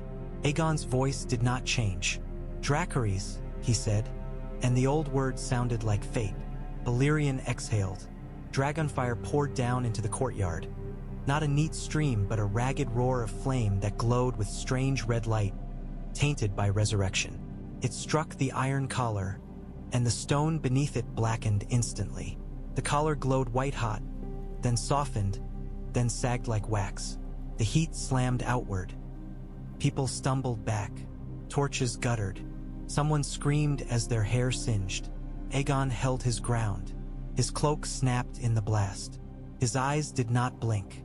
When the flame died, the collar was no longer a collar. It was a puddle of molten iron, spreading across the stone like a bruise. Aegon turned back to the Triarchs. "This is my law," he said quietly. "No one puts chains on what is mine." Triarch Nyesos Vassar's voice was tight. "And what is yours?" he demanded. Aegon's gaze flicked to Daenerys Targaryen and Viserys Targaryen, then to Maester Aemon Targaryen. "My blood," he said. Then his gaze drifted outward, toward Volantis' crowd, toward the river beyond, toward the world. "And my war," he added. Triarch Serala Voren's mask caught the firelight. "You threaten our economy," she said. "Our order." Aegon's mouth curved faintly. "I threaten your comfort," he corrected. "Order built on chains deserves to be threatened." Daenerys Targaryen's breath caught. She felt the hatchling on her chest stir, as if the words warmed it. Viserys Targaryen's face twisted. He looked not moved, but uneasy, as if he had expected conquest to be about kneeling and crowns, not about laws that might loosen someone else's grip. Benero watched Aegon with shining eyes, as if hearing scripture being written in fire. Aegon stepped closer to the Triarch's dais. "You will give me ships," he said. "You will give me gold. You will give me craftsmen and soldiers. In return, I will give Volantis victories that will fatten your coffers and silence your rivals." Triarch Malaquo Maegor's voice trembled with contained fury. "And if we refuse?" he asked. Aegon's gaze slid upward. Balerion's ember eye gleamed. The dragon's claws flexed on broken stone, cracking it further, as if impatient. Aegon did not raise his voice. "Then your masks will melt," he said, "and your names will be remembered only as ash on the wind." The Triarchs went still. Captain Rhys swallowed, eyes fixed on the molten collar cooling on the courtyard stone. He understood, with sudden clarity, that Volantis' power had always been a performance. Dragons were not. Triarch Serala Voron's mask turned slightly, as if she glanced at the crowd, at the slaves staring at the melted iron with something like hope. Her shoulders tightened. "We will speak," she said stiffly. "We will." Aegon cut her off. "You will obey," he said. Then he stepped back, dismissing them as if they were lesser lords at a conquered court. For a moment, it looked as if the Triarchs might order their guards forward. Spear points shifted, hands tightened, the air held its breath. Then Balerion the Black Dread rumbled, a low sound that vibrated in the gut like impending doom. The guards did not move. The Triarchs did not move. Masks could not hide the fear in their eyes. Aegon Targaryen turned away, cloak trailing, and walked back toward the temple doors. Daenerys followed, hatchling pressed close, heart hammering. Viserys trailed behind, swallowing rage like poison. Maester Aemon Targaryen fell into step beside Aegon, and his quiet voice murmured, "You have set the city on fire without burning it." Aegon's jaw tightened. "Good," he said. "It needed light." Maester Aemon Targaryen's mouth tightened. "Light can blind," he warned. Aegon did not answer. Behind them, Volantis' crowd erupted into chaotic sound. Prayers, screams, laughter, sobbing, exploding outward like sparks from a forge. And above it all, the shadow of the Black Dread stretched over the black walls, reminding the city that masks and chains meant nothing under dragon wings. In the hours after the Triarchs' masks had tasted fear, Daenerys Targaryen found herself in a place she had not expected. Among the people Volantis tried hardest not to see. The hatchlings had been moved to warm chambers beneath the temple. Rooms thick with heat, lined with straw, their doors guarded by men Aegon had chosen personally. Some were tigers in striped cloaks who had decided survival meant loyalty. Some were temple men with knives hidden under robes.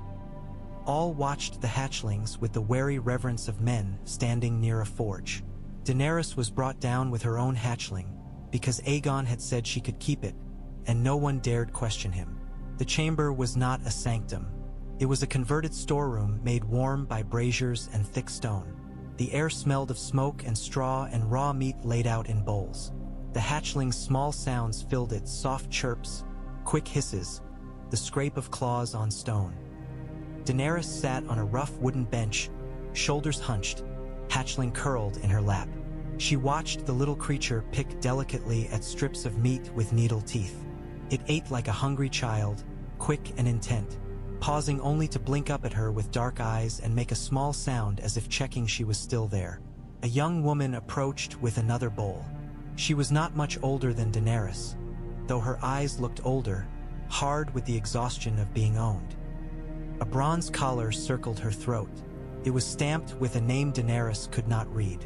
The girl knelt in front of Daenerys and held out the bowl with careful hands. "For the little one," she said quietly in accented common tongue. Daenerys's throat tightened. "What is your name?" she asked. The slave hesitated, as if unused to the question. "Nyra," she said finally. Daenerys nodded. "Nyra," she repeated softly. "Thank you." Nyra's gaze flicked down, then up, cautious. "It bites," she warned. Daenerys glanced at the hatchling. "So do I," she said before she could stop herself. Nyra's mouth twitched, almost a smile, then smoothed again quickly. Smiles were dangerous for slaves. Smiles invited punishment. Daenerys took the bowl and set it beside her. The hatchling immediately crawled from her lap to sniff it, claws clicking. It began to eat, tearing meat with surprising strength for something so small. Nyra watched, eyes fixed on the hatchling as if it were the most valuable thing she had ever been allowed to look at. "We heard," Nyra whispered. "In the streets. They said a dead dragon flew. They said fire walked through Winterfell. They said the blood of Valyria returned." Daenerys's cheeks warmed. "They say too much," she murmured. Nyra's gaze flicked to Daenerys's hands, to the way the hatchling pressed against her as if claiming her. "Is it true," Nyra asked, "that you do not burn?" Daenerys swallowed. She remembered the heat, remembered the egg cracking in her hands, remembered expecting pain and finding none. She did not know what it meant. She only knew what she had felt. "I don't know," Daenerys said honestly. Nyra's eyes softened with something like awe. "I have burned," she whispered, so quietly Daenerys almost missed it. "Not like that. Not fire. Men." Her fingers lifted unconsciously toward her collar, then dropped again. Daenerys's stomach twisted. "Who owns you?" she asked before she could stop herself. Nyra's gaze dropped. "The temple," she said. "We belong to the Red Temple. We clean. We carry. We bleed when they ask." Her voice went flat on the last words, as if it was easier to make it sound ordinary. Daenerys's hands clenched in her lap. The hatchling lifted its head, sensing her tension, and made a small hiss. Maester Aemon Targaryen's voice drifted from the corner where he sat, unseen by most. "Easy, little one," he murmured, not to the hatchling but to Daenerys herself. Daenerys turned, startled. She had forgotten he was there. Maester Aemon sat with his hands folded, blind face calm, as if the chamber's heat did not bother him. Yet his posture was taut, like a man waiting for a blade to fall. "You should not be here," Daenerys whispered. Maester Aemon's mouth curved faintly. "I have been where I should not be for most of my life," he replied quietly. Nyra stared, eyes wide. "A black brother," she breathed, recognizing the cloak. "In Volantis?" Maester Aemon's head tilted slightly. "In Volantis," he confirmed. Daenerys looked at him, then back to Nyra, then to the hatchling. "They will use you," she whispered to Nyra suddenly, and the words came out sharper than intended. "The priests, the Triarchs, they will use you until you are ash." Nyra's eyes flickered. "They already do," she said, and there was a bitterness in it that tasted like old wounds. Daenerys swallowed. She thought of her own life, the way Viserys had used her as a bargaining chip, the way Illyrio had used her as coin. She thought of the way the Red Priests had looked at her in the hatching chamber, like she was a relic to be cut and bled and offered. She looked down at Nyra's collar. Without thinking, she reached out and touched it with one finger. The bronze was cool, ordinary, not yet melted. Aegon had melted an iron collar in the courtyard like it was wax. He had done it with a word. Daenerys drew her hand back quickly, heart pounding. She did not have that power. Not yet. She did not even know what she was. Nyra's gaze followed her movement. Hope flickered in it, dangerous, trembling, almost painful to look at. Daenerys forced herself to look away, to focus on the hatchling eating. "What do they feed them?" she asked instead, voice trying to be calm. Nyra blinked, startled by the shift. "Meat," she said. "Goat. Rat. Whatever the kitchens throw away. We have never fed dragons before, my lady. Only the priests pretend they know." Daenerys flinched at the title. "Don't call me that," she whispered. "I'm." Nyra's eyes widened. "You are dragon blood?" she said softly, as if that W as answer enough. "You are more than..." She stopped, swallowed. Slaves learned not to finish dangerous sentences. Daenerys stared at her. "More than you?" she asked, voice tight. Nyra's gaze dropped. "No," she whispered. "More than them." Daenerys felt her chest tighten. She did not know whether that made her feel proud or sick. The hatchling finished eating and crawled back into Daenerys's lap, curling into warmth. It blinked slowly, as if satisfied, and made a soft sound that felt, impossibly, like trust. Daenerys held it close and wondered, with sudden fear, what a creature like this would become. What it would make of her. What it would make possible. Nyra rose carefully, bowing her head, not in reverence but in habit. "If you need anything," she whispered, "I will be here." As she walked away, Daenerys watched the bronze collar glint under torchlight. Maester Aemon's quiet voice came again. "Remember her," he murmured. Daenerys swallowed. "I will," she whispered. Maester Aemon's face remained calm, but the lines around his mouth deepened. "Good," he said, because dragons make it easy to forget who burns. Viserys Targaryen could not endure being ignored by fire. He had watched Daenerys with her hatchling. He had watched the way the creature clung to her. He had watched the guards allow her passage with bowed heads. He had watched the priests whisper about her in tones that made his skin crawl. Tones that belonged, he believed, to him. It ate at him like hunger.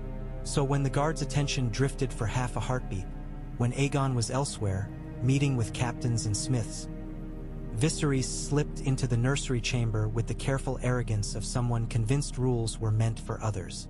Daenerys was there already, sitting with her hatchling. Nyra and other temple slaves moved quietly with bowls of meat, eyes down.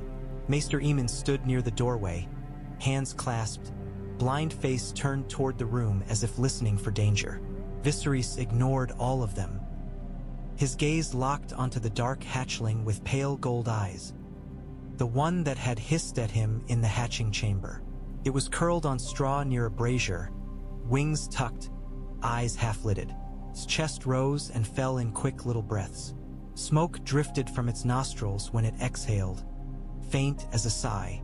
Viserys approached, breathing shallowly. "You," he whispered, "you will be mine." Daenerys' head snapped up. "Viserys," she hissed, alarm rising. "Don't." He lifted his hand sharply, silencing her without looking. "I am the king," he snapped under his breath. "I will not be denied by a lizard." The hatchling's eyes opened, pale gold fixed on him. It did not move, but the air around it seemed to tighten. Viserys reached out. His fingers were inches from the hatchling's snout when the creature snapped. Its jaws clamped onto his fingertips, not hard enough to sever, but hard enough to pierce. Viserys yelped, jerking back. Blood dotted his skin.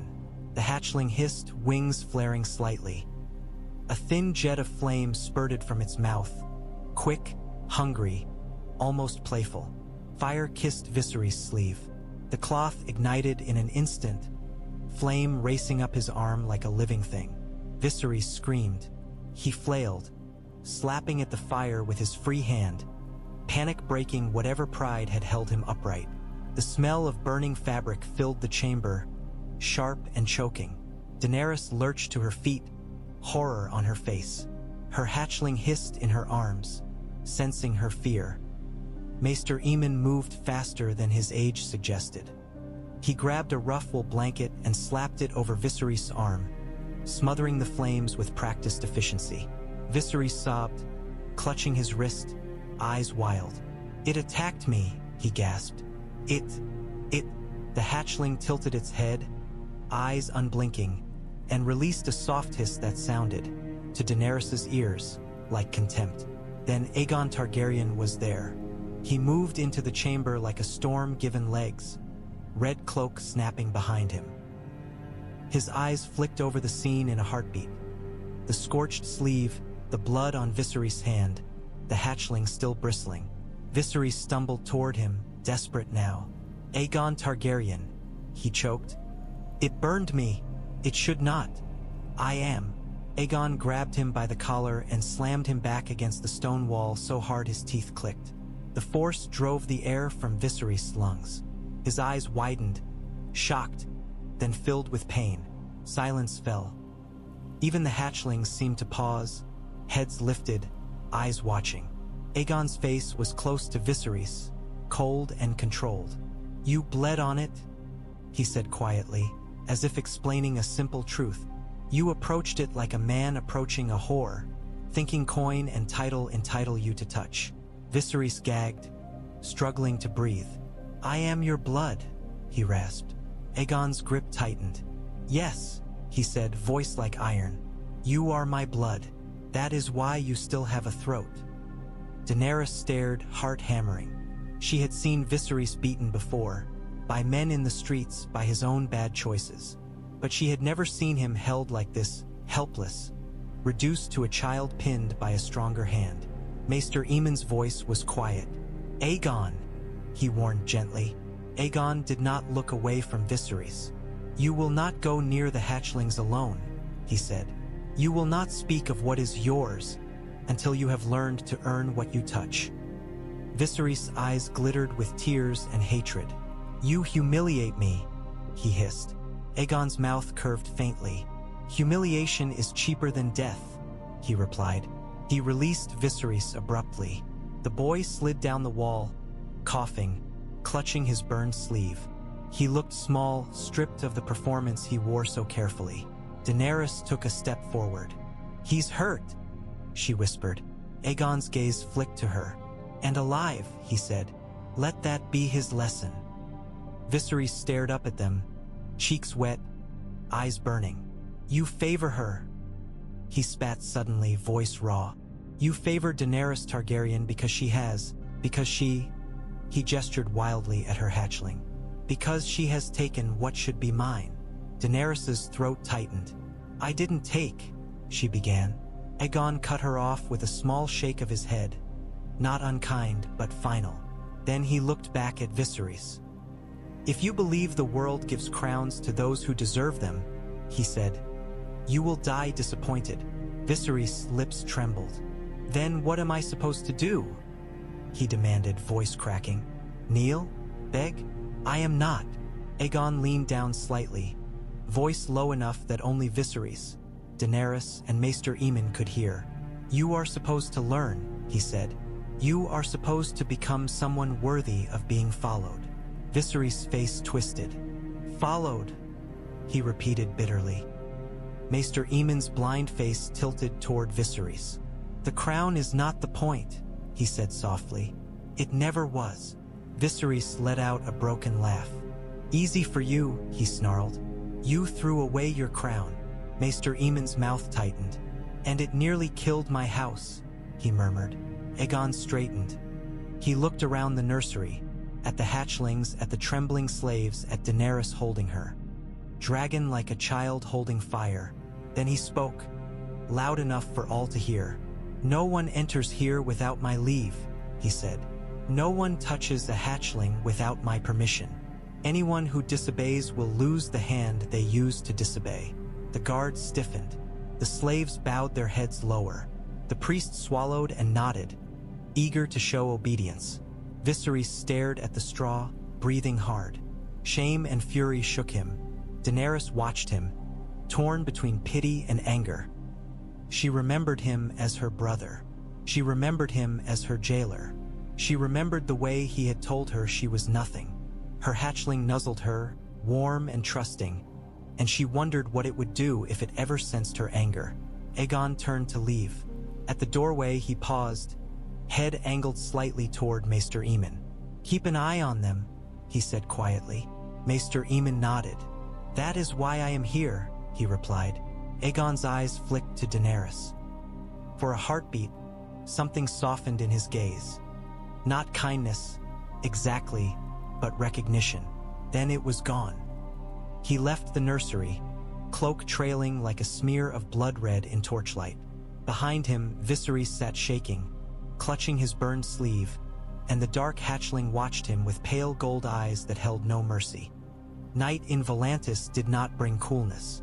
It brought a thicker heat, heavy and damp, as if the city itself sweated under the weight of what it had become. Aegon Targaryen stood on the Red Temple's rooftop, hands resting on the stone parapet. Below, Volantis glittered with lanterns and fires, the Rhoyne cutting through it like a black ribbon. The black walls loomed as a darker shape in the darkness, as if the city had built itself a permanent shadow. Behind him, Balerion the Black Dread rested, vast and wrong. The dragon's body rose and fell in slow breaths that sounded wet in places, like a bellows with holes. Along his patched wings, faint ember cracks glowed, pulsing like magma beneath cooled stone. Every so often, ash drifted from his nostrils as he exhaled. Aegon watched the ash fall and felt the knot in his chest tighten. Balerion was alive in motion and dead in truth, held together by borrowed fire. A weapon, a warning, a reminder that resurrection was not forgiveness. Maester Aemon Targaryen stood beside him, cloaked in black, blind face lifted into the hot wind. He looked small against the dragon's mass and the city's sprawl, yet his presence carried weight. Old men who had survived long enough learned to become heavy in ways youth could not understand. Volantis is already moving, Maester Aemon said quietly. I can hear it. In the streets, in the guards' boots, in the priests' voices. Aegon's gaze remained on the river. Let it move, he replied. Movement can be guided. Stillness cannot. Maester Aemon's mouth tightened. You guide with fire, he said. Aegon did not deny it. It is what I have, he said. Maester Aemon's blind face turned slightly toward him. Is it all you have? He asked softly. Aegon's jaw indicated the city below, the dark mass of it. When I conquered Westeros, I used fire because men would not listen to words, he said. They listened to fear. I gave them fear. Then I gave them laws. Maester Aemon sighed. And the fear outlived the laws, he murmured. Aegon's mouth tightened. Perhaps, he admitted, but the realm held, for centuries.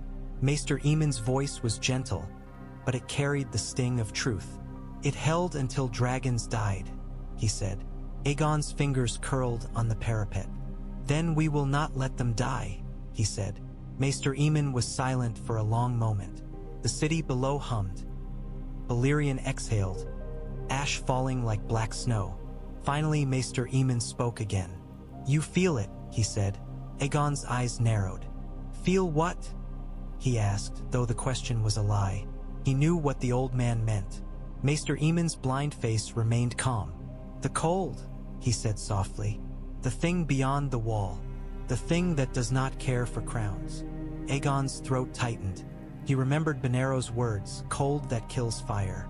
He remembered Maester Aemon's tale of corpses walking. He remembered the faint, wrong heartbeat inside him. I feel something, Aegon admitted. Not always, but sometimes it is like a shadow behind my eyes. Maester Aemon's mouth tightened. It may be the same shadow that pulled you back, he murmured. Aegon's gaze snapped to him. You think I was brought back to fight it, he said. Maester Aemon's shoulders lifted slightly, a shrug in cloth. Or to be used by it, he replied. Aegon went still. Balerion rumbled behind them, low and uneasy, as if sensing the tension. Aegon's voice turned cold. I will not be used, he said. Maester Aemon's tone was gentle. No man thinks he will, he replied. Aegon stared out at the river. The Rhoyne had carried conquerors before him, traitors and slavers and kings. Water did not care who rode above it. I need ships, Aegon said finally. Not just Volantene barges. Warships. Transport. I need gold. I need soldiers who will not run when the dead rise. I need smiths who can make saddles and chains that hold dragons without hurting them. Maester Aemon nodded. And Volantis will provide? He asked. Aegon's mouth curved faintly. Volantis will provide because it has seen what refusal looks like, he said. Maester Aemon's face tightened. And after Volantis? He asked. Aegon's gaze sharpened. The slave cities, he said. The free cities. Any place with wealth and ships and men. We will take what we need. Maester Aemon's voice was cautious. You speak as if you will conquer Essos before Westeros, he said. Aegon's jaw clenched. Westeros is a realm, he said. Essos is a toolbox. I do not need to hold it. I need to strip it. Maester Aemon's blind face remained still. And the lives you strip away? He asked softly. Aegon's fingers tightened again. War costs lives, he said. Maester Aemon's voice was almost a whisper. Yes, he said, and it spends them like coin. Be careful you do not become a man who believes he can buy anything. Aegon turned his head toward the old man. You are here to temper me, he said. Maester Aemon's mouth curved faintly. To remind you what steel does when it is only heated and never cooled, he replied. Below them, Volantis flickered. The Red Temple's chants rose faintly on the wind like a distant sea. Somewhere in the city, someone screamed. Perhaps in prayer, perhaps in punishment, perhaps in joy. Aegon watched the lights. Daenerys, he said suddenly. Maester Aemon's head tilted. Yes, he said, understanding the shift immediately. She walked through fire, Aegon said, voice low. The priests looked at her like a sacrifice waiting to be carved. Maester Aemon's mouth tightened. Protect her, he said simply. Aegon's jaw worked. She is my blood, he said. Maester Aemon's voice was soft but sharp. So was Rhaegar, he reminded him. So were many. Blood does not protect itself. Men must. Aegon's gaze drifted back toward Balerion. The dragon's ember cracks pulsed. I did not come back to lose my house again, he said quietly. Maester Aemon's blind face lifted toward the black horizon. Then do not let prophecy make you cruel, he murmured. Prophecy is a blade without a hilt. It cuts the hand that grips it. Aegon did not answer. He stared into the night until the city lights blurred slightly, as if smoke had crawled into his eyes. For a heartbeat, he thought he felt it again. A cold pressure at the edge of his mind, distant but patient, like something turning its face toward fire. He clenched his jaw and forced the sensation away. Whatever waited in the far north, it would learn the taste of dragon flame. He had built a realm once. He would build it again. He would not be undone by shadows. Behind him, Balerion exhaled, and ash drifted into the night like a promise and a warning both. Benero did not fear dragons. He feared being irrelevant. In the Red Temple's corridors, beneath the chanting and the spectacle, he moved like a man who understood where power truly lived. He had pulled a king from death. He had woken a dragon's corpse into motion. The city trembled, and the tremble began at his feet. Yet the moment Aegon Targaryen stepped into the courtyard and spoke his own laws, Benero had felt something shift. The miracle was walking away from its maker. That could not be allowed. He met Triarch Malakwo Maegor in a narrow corridor where black stone drank torchlight. Lanterns hung from iron hooks, their flames steady despite the heat. Malakwo Maegor wore his gold mask still, even here, even alone, as if he feared his own face might betray him. Benero bowed, deep and practiced. Triarch, he said softly. Malakwo Maegor did not return the bow. High Priest, he replied, voice clipped. You promised control. Instead you give me melted collars and riots. Benero's smile was thin. I promised a miracle, he said, and I delivered it.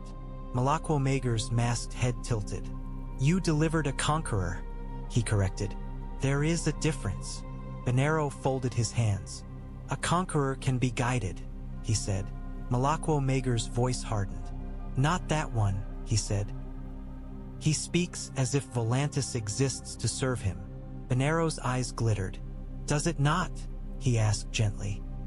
Malakwo Maegor's posture stiffened. Watch your tongue, he snapped.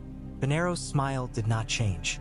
I watch everything, he said, and I see what you do not. Malakwo Maegor's voice was wary now. And what is that? He demanded. Benero leaned closer, lowering his voice until it became a warm whisper in the corridor's heat. Aegon Targaryen is a blade, he said.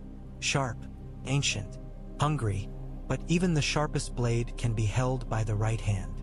Malakwo Maegor's mask reflected lantern light. And who is that hand? He asked. Benero's eyes shone. The Lord of Light, he said without hesitation. The faith, the people.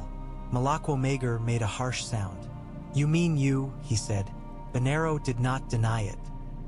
He only spread his hands slightly, as if admitting something inevitable. I am the mouth of the fire, he said. If Aegon Targaryen speaks over me, then the city will follow him, not the temple. And if the city follows him, the Triarchs become decorations behind masks. Malakwo Maegor's jaw tightened under his mask. You threaten me, he said. Benero's voice was gentle. No, he said. I offer you survival. You and I, we have the same enemy. Malakwo Maegor's eyes narrowed. Aegon Targaryen, he said. Benero nodded. Aegon Targaryen, he agreed. Not because he is evil. Not because he is false. Because he is uncontrollable. Malakwo Maegor's masked head tilted. And your solution? He asked, voice tight.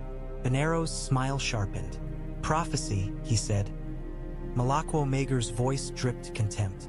Your favorite chain, he muttered. Benero's eyes flickered, irritation flashing briefly. Then he smoothed it away. Chains are useful, he said softly, even on kings. He leaned closer. The people already chant, he whispered. They call him chosen. They call him returned. They call him dawn. We can shape that. We can bind him with the story. Malakwo Mager was silent, listening despite himself. Benero continued, voice low and urgent. We speak of the darkness, he said, the cold, the night. We make Aegon Targaryen the sword forged for it. We make him believe he must obey the temple to fulfill his destiny. Malakwo Mager's eyes narrowed. And if he refuses? He asked. Benero's smile widened, showing teeth. Then we make the people believe he is not the promised, he said. We make them turn on him. We make him dependent on Volantis' support. Malakwo Mager's voice was quiet. You would set a mob against a dragon lord, he said. Benero's eyes glittered. Mobs have killed kings before, he replied. Even dragon lords. From the shadows farther down the corridor, Captain Reeser listened with his hand on his spear. He did not like priests. He liked them even less when they spoke calmly about turning cities into weapons. Malakwo Mager's masked head shifted slightly, as if he sensed Reeser's presence, though he did not turn. This is dangerous, he said finally. Benero spread his hands. Everything is dangerous now, he replied. Dragons have returned. You cannot pretend otherwise. Malakwo Mager's voice was tight. And what of the girl? He asked suddenly. Daenerys Targaryen. The crowd whispers that she walked through fire. Benero's eyes brightened with hunger. Yes, he breathed. She is. Useful. Malakwo Mager cut in. Benero's smile sharpened. Holy, he corrected. Malakwo Mager's voice was flat. Holy things are useful, he said. Benero nodded slowly. She is a flame the people can love, he said. Aegon Targaryen is a flame they fear. Love is a chain too. Malakwo Mager's mask gleamed.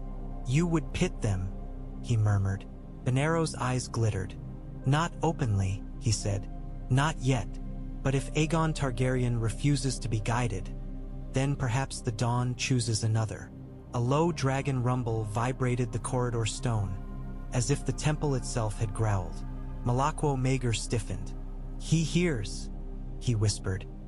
Benero's smile did not waver. Dragons hear sound, he said softly.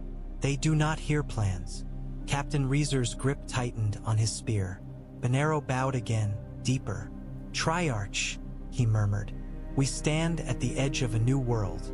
Do you want to be ash, or do you want to be part of the fire? Malakwo Mager stared at him through his mask. For a long moment he did not answer. Then he said, very quietly, show me how. Benero's smile widened.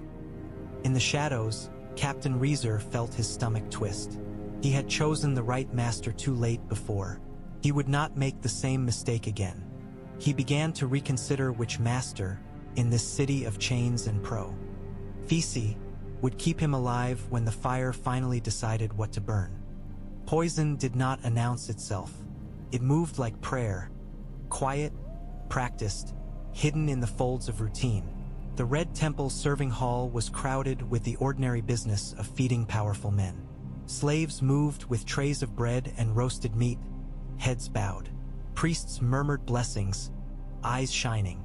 Tiger guards stood near the walls, pretending their spears mattered more than the dragon perched above.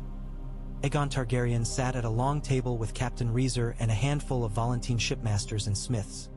Men whose hands were scarred from rope and hammer, men who smelled of tar and sweat rather than perfume. Aegon preferred them. They lied less.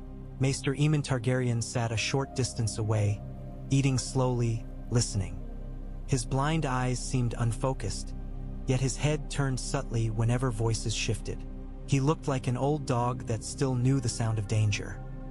Viserys Targaryen sat further down the table, sulking, his burned sleeve replaced with a new one that only made his humiliation feel fresher.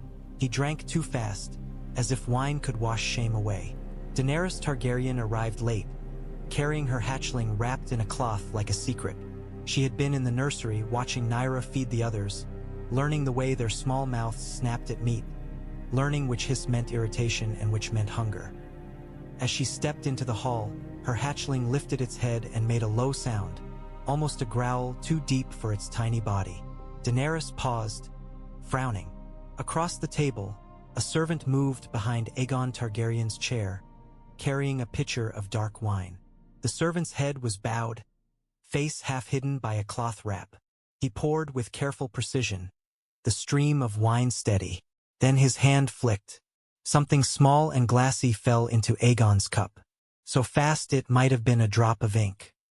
So fast only someone watching at the exact right moment would notice. Daenerys noticed. Her breath caught. Her hatchling hissed sharply, wriggling in her arms. The servant's hand stilled for a heartbeat. Then he began to move away. Daenerys's voice came out thin.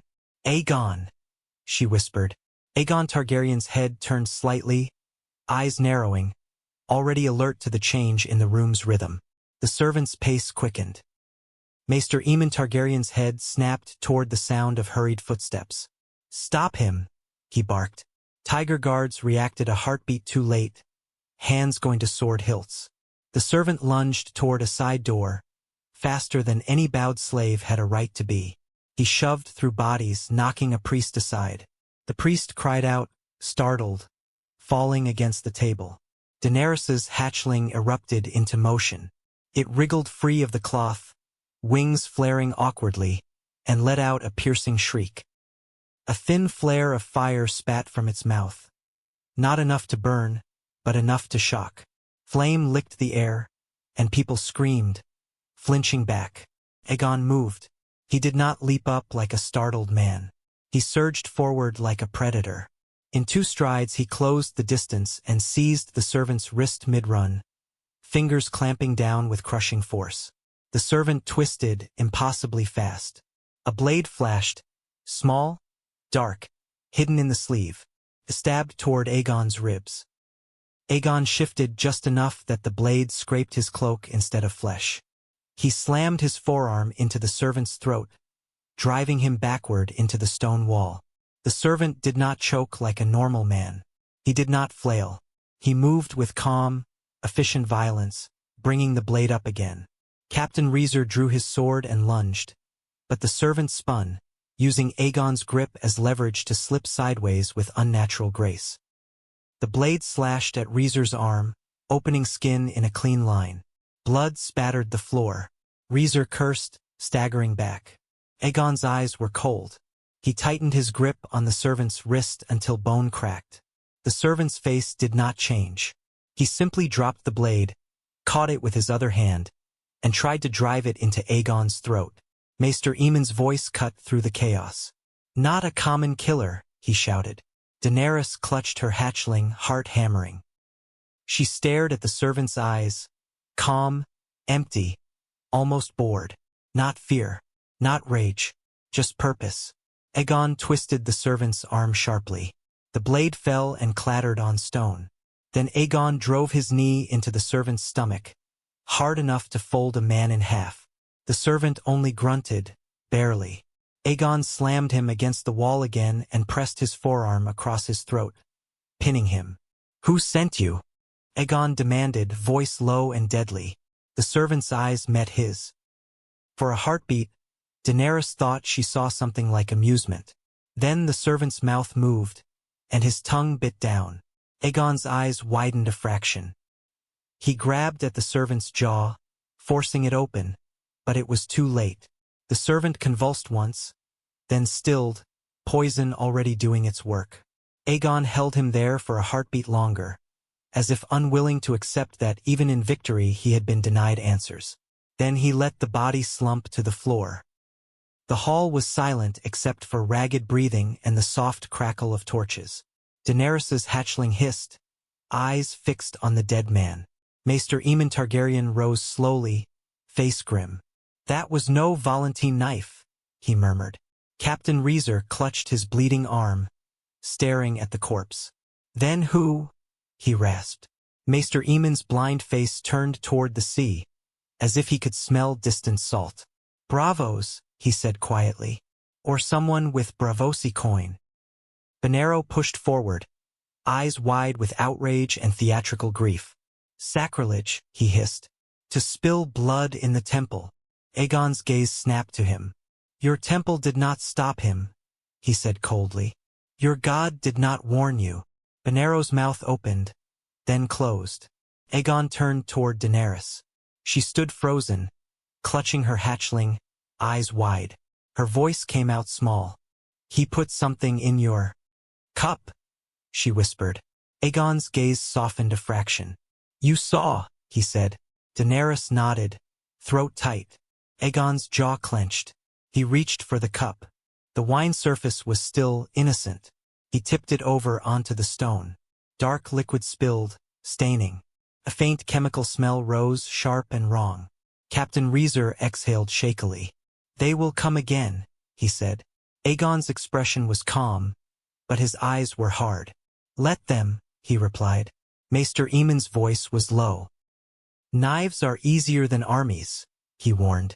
"If the free cities believe dragons will rise, they will spend fortunes to kill you before the hatchlings grow teeth." Aegon looked down at the dead servant. The man's face was still half hidden by cloth, but Aegon reached down and pulled the wrap away. The face beneath was not the face that had served them. It was another face entirely. Different nose, different jaw, wrenched into place like a mask. Daenerys's stomach turned. "A face," Maester Aemon murmured, voice heavy. "Gods help us." Aegon stared at the dead eyes. Then he looked up at the hall, at the priests, at the guards, at the city of chains beyond. "They think I am the only fire," he said quietly. "They will learn." He turned sharply. "Double the guard on the hatchlings," he ordered. "No food touches them until it is tasted. No door opens unless I say." Benero nodded quickly, eager to reclaim usefulness. Reeser barked orders to his men, voice tight. Daenerys swallowed, clutching her hatchling tighter. The little creature's warmth steadied her. It blinked up at her and made a soft sound, as if asking why the room smelled of fear. Daenerys did not know how to answer. She only knew now, with sudden clarity, that dragons were not only power. They were bait, and the world was full of hungry mouths. Dawn in Volantis was the color of bruised fire. The sun rose sluggishly over the Rhoyne, bleeding pale light into smoke-hazed streets. The Red Temple's bells rang, deep and heavy, and the sound carried into the city like a heartbeat. People gathered again, as they always did when frightened, drawn by the need to see what might kill them. In the Red Temple courtyard, Aegon Targaryen assembled his household. It was not large yet, but it was sharper than any court full of perfumed lords. Tiger guards in striped cloaks stood in a rough line, spear points upright. Temple warrior priests, men with burned scars and hungry eyes, hovered behind them. Smiths and shipwrights, summoned under threat and promise, stood with hands still stained by work. Slaves, newly freed by Aegon's order, stood in a cluster, collars cut away, skin around their throats raw where iron had rubbed. Some stared at Aegon with wary hope. Some stared with fear, as if freedom itself was another trap. Maester Aemon Targaryen stood beside Aegon, black cloak hanging straight, blind face calm. He looked like a shadow cast by an older world. Daenerys Targaryen stood a pace behind Aegon, her hatchling perched awkwardly on her shoulder, claws hooked gently into cloth. Its pale gold scales caught the morning light like sunlight on sand. It blinked and looked around with unblinking curiosity, tasting air with its thin tongue. Viserys Targaryen lingered behind them, face tight, eyes shadowed. He watched the freed slaves with disdain that tried to mask his insecurity. Aegon stepped forward. Silence fell quickly, as if his presence pressed sound down. "Volantis is a city of chains," Aegon said, voice carrying. "It has always been a city of chains. Chains of iron for slaves. Chains of gold for triarchs. Chains of prayer for priests." Benero stood off to one side, hands folded, expression careful. His eyes watched Aegon like a man watching a storm decide which direction to move. Aegon continued. I did not return to wear chains, he said, and I will not build my house on them. A ripple ran through the freed slaves. Some lifted their heads, hope flickering. Viserys scoffed softly, but no one echoed him. Aegon gestured toward the freed slaves. You, he said, you are not property. You are people. If you choose to leave this temple, you may. If you choose to stay, you will be paid. Federal protected. And you will swear an oath to me. A murmur rose, confused, wary. Slaves were not used to being offered choice. Choice was a blade that could cut the hand holding it. One freedman stepped forward slowly. His throat was red where the collar had been cut. What oath? He asked, voice trembling. Aegon's gaze fixed on him. Service, he said. Silence. Loyalty. You will not sell what you see here to those who want my death. You will not open doors for knives. The man swallowed. And if we refuse? He whispered. Aegon's expression did not change. Then you leave, he said. And you take nothing from this temple but your life. Some of the freed slaves nodded, relief flickering. Leaving with life was more than most had been allowed to imagine. Aegon turned toward the tiger line. Captain Reeser, he said. Reeser stepped forward, scarred face tight. He dropped to one knee, head bowed. Aegon Targaryen, he said, voice hoarse. I have served Volantis. Volantis is a city of masks. I am tired of masks. A faint stir of amusement flickered in Aegon's eyes. And what do you want? Aegon asked. Reeser lifted his head, eyes meeting Aegon's. To live, he admitted, and to stand on the winning side when the world breaks. Aegon nodded slowly. Wise, he said. Swear. Reeser pressed his fist to his chest. I swear, he said, voice steady now. By steel and salt and ash. I will guard your blood. I will guard your dragons. I will obey your command. Aegon watched him for a long moment, then said, Rise. Reeser stood. The tiger guards behind him shifted, some looking uneasy, some relieved, as if the choice had been made for them. Aegon turned to the smiths. You will build, he ordered. Saddles that fit growing dragons. Harnesses that do not wound. Chains that hold when necessary and break when commanded. One smith, hands like hammers, swallowed hard. My lord, he said, voice shaky. We have never. You will learn, Aegon said simply. He looked at the shipwrights. You will prepare ships, he said. Warships. Transport. I want hulls ready. I want sails. I want men trained to load and unload quickly. A shipwright nodded rapidly, sweat on his brow despite the morning. Aegon's gaze swept the gathered crowd again. Some of you will be more than guards, he said. Some of you will be riders. The word hit the courtyard like a thrown stone. Men stiffened. Priests' eyes glittered. Freed slaves stared as if unsure they had heard correctly. Viserys' head snapped up, eyes blazing. Daenerys' hatchling hissed softly, sensing tension. Maester Aemon's blind face tightened. Aegon continued, voice firm. Dragons do not take riders because of names, he said, and he let that hang in the air like a challenge. They take riders because of blood and will. I will choose those who have both. Viserys stepped forward, unable to stop himself. And what of me? He demanded, voice raw. I am blood. I am. Aegon turned his gaze on him, cold. You are blood, he agreed. Now find will. Viserys' face reddened. You are stealing. Aegon's voice cut him off like a whip. I am saving what is left, he said. Do not confuse the two. Viserys flinched, then fell silent, shaking. Daenerys watched her brother, heart tight. She did not know what would become of him. She only knew that the world had never offered him the kind of discipline Aegon offered now. Discipline could forge, or it could shatter. Aegon stepped closer to the freed slaves again. You are free, he said. But understand this, freedom is not softness. It is responsibility. Ash. He gestured toward the temple's depths. Those hatchlings will grow, he said. They will eat. They will burn. They will test us. If you stay, you will help raise them. If you fail, people will die. The freed man with the raw throat swallowed. Why free us then? He asked, voice trembling. Why not keep chains? Chains make obedience. Aegon's gaze sharpened. Chains make resentment, he said. And resentment makes betrayal.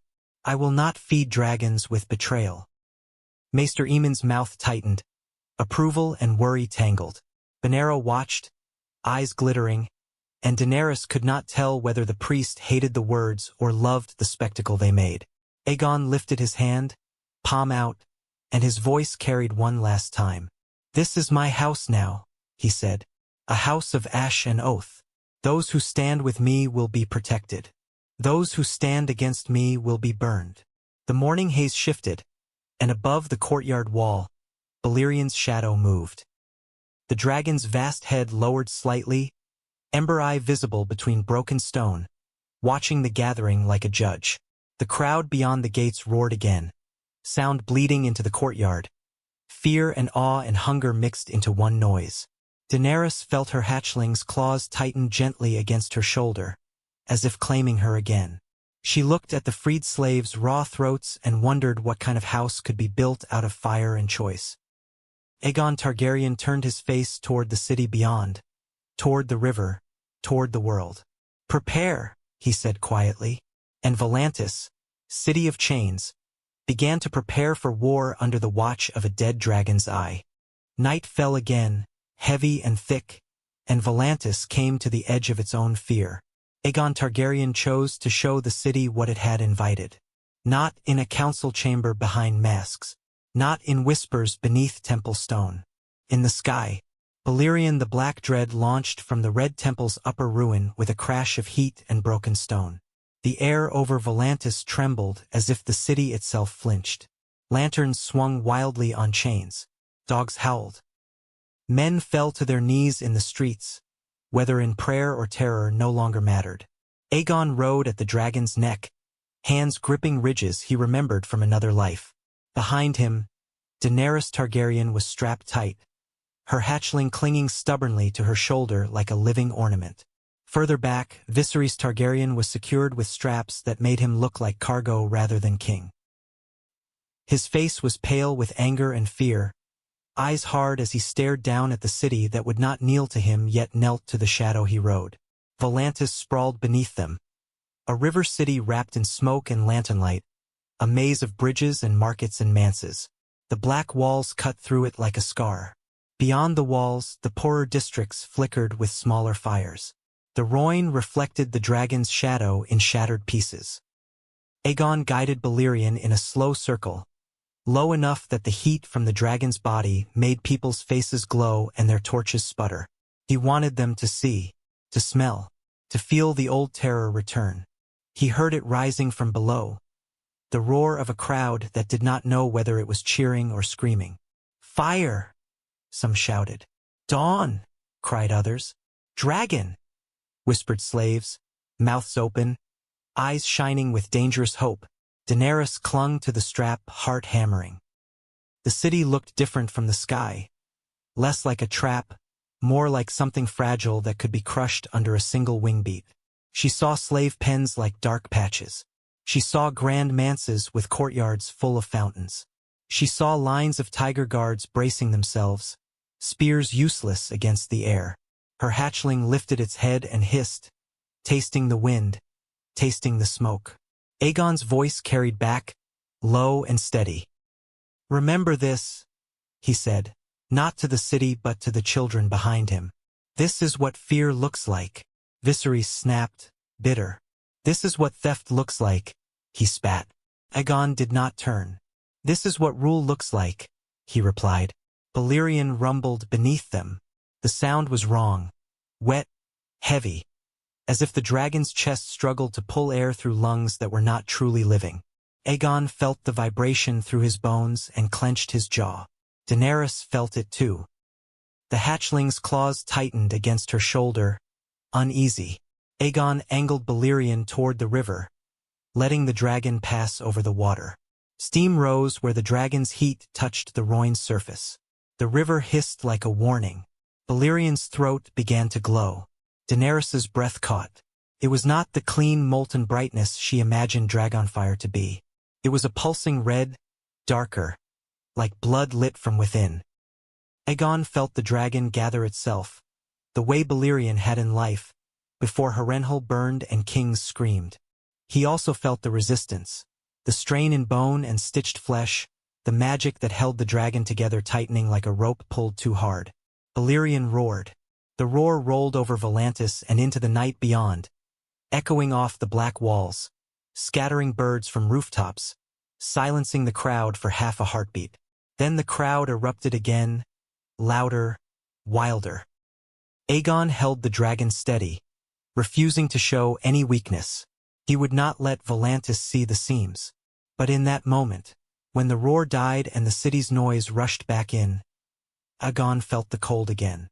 Not in the air, in his chest, like a fingertip pressed against the inside of his ribs. His breath hitched once. Maester Aemon had been right. Something listened beyond the fire. Aegon stared into the distance beyond the city lights, into the darkness where land became shape and then nothing. For a heartbeat, he thought he saw snow. Not real snow, not in this southern air, but a pale shimmer at the edge of his mind, like a memory of winter bleeding into the present. He tightened his grip on the dragon's ridges until his knuckles ached. Daenerys leaned forward slightly, sensing something shift in him. "Aegon?" she whispered, voice stolen by wind. He did not answer. Below them, Triarchs stood on balconies behind masks, watching. Tigers stood in courtyards, spears braced. Elephants clutched their ledgers and prayed to coin. Slaves stared upward, throats raw where collars had been cut, eyes full of dangerous imagining. Aegon guided Balerion back toward the Red Temple, completing the circle. The city had seen enough. Fear had been planted like a seed. As they approached the shattered stone where Balerion had perched, the dragon's ember cracks flared briefly, brighter, then dimmed. The movement looked like a wound opening and closing. Aegon tasted ash in his mouth. He brought Balerion down carefully, feeling the dragon's heavy body settle onto broken stone with a grinding sound. Heat rolled outward. The air smelled of smoke and something deeper, grave dust warmed by fire. Daenerys slid down stiffly, hatchling still clinging to her shoulder. Viserys followed, face hard, eyes too bright. He looked like a boy trying to hold rage inside a body that could not contain it. Aegon dismounted last. His boots hit stone with a dull thud. He stood for a moment, hand resting on Balerion's bone ridge, feeling the unnatural warmth beneath it. He looked out over Volantis again. The city's noise rose. Chants, prayers, arguments, the beginning of 1,000 plans. He did not care about most of them. He cared about ships. He cared about steel. He cared about dragons growing strong enough to scorch armies into nothing. He cared about the cold beyond the wall, patient as Daenerys. Aegon Targaryen lifted his head, and his voice was quiet, but it carried in the minds of those close enough to hear it.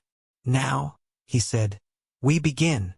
And somewhere far to the north, beyond seas and kingdoms, something cold turned its face toward the new fire and listened, unblinking.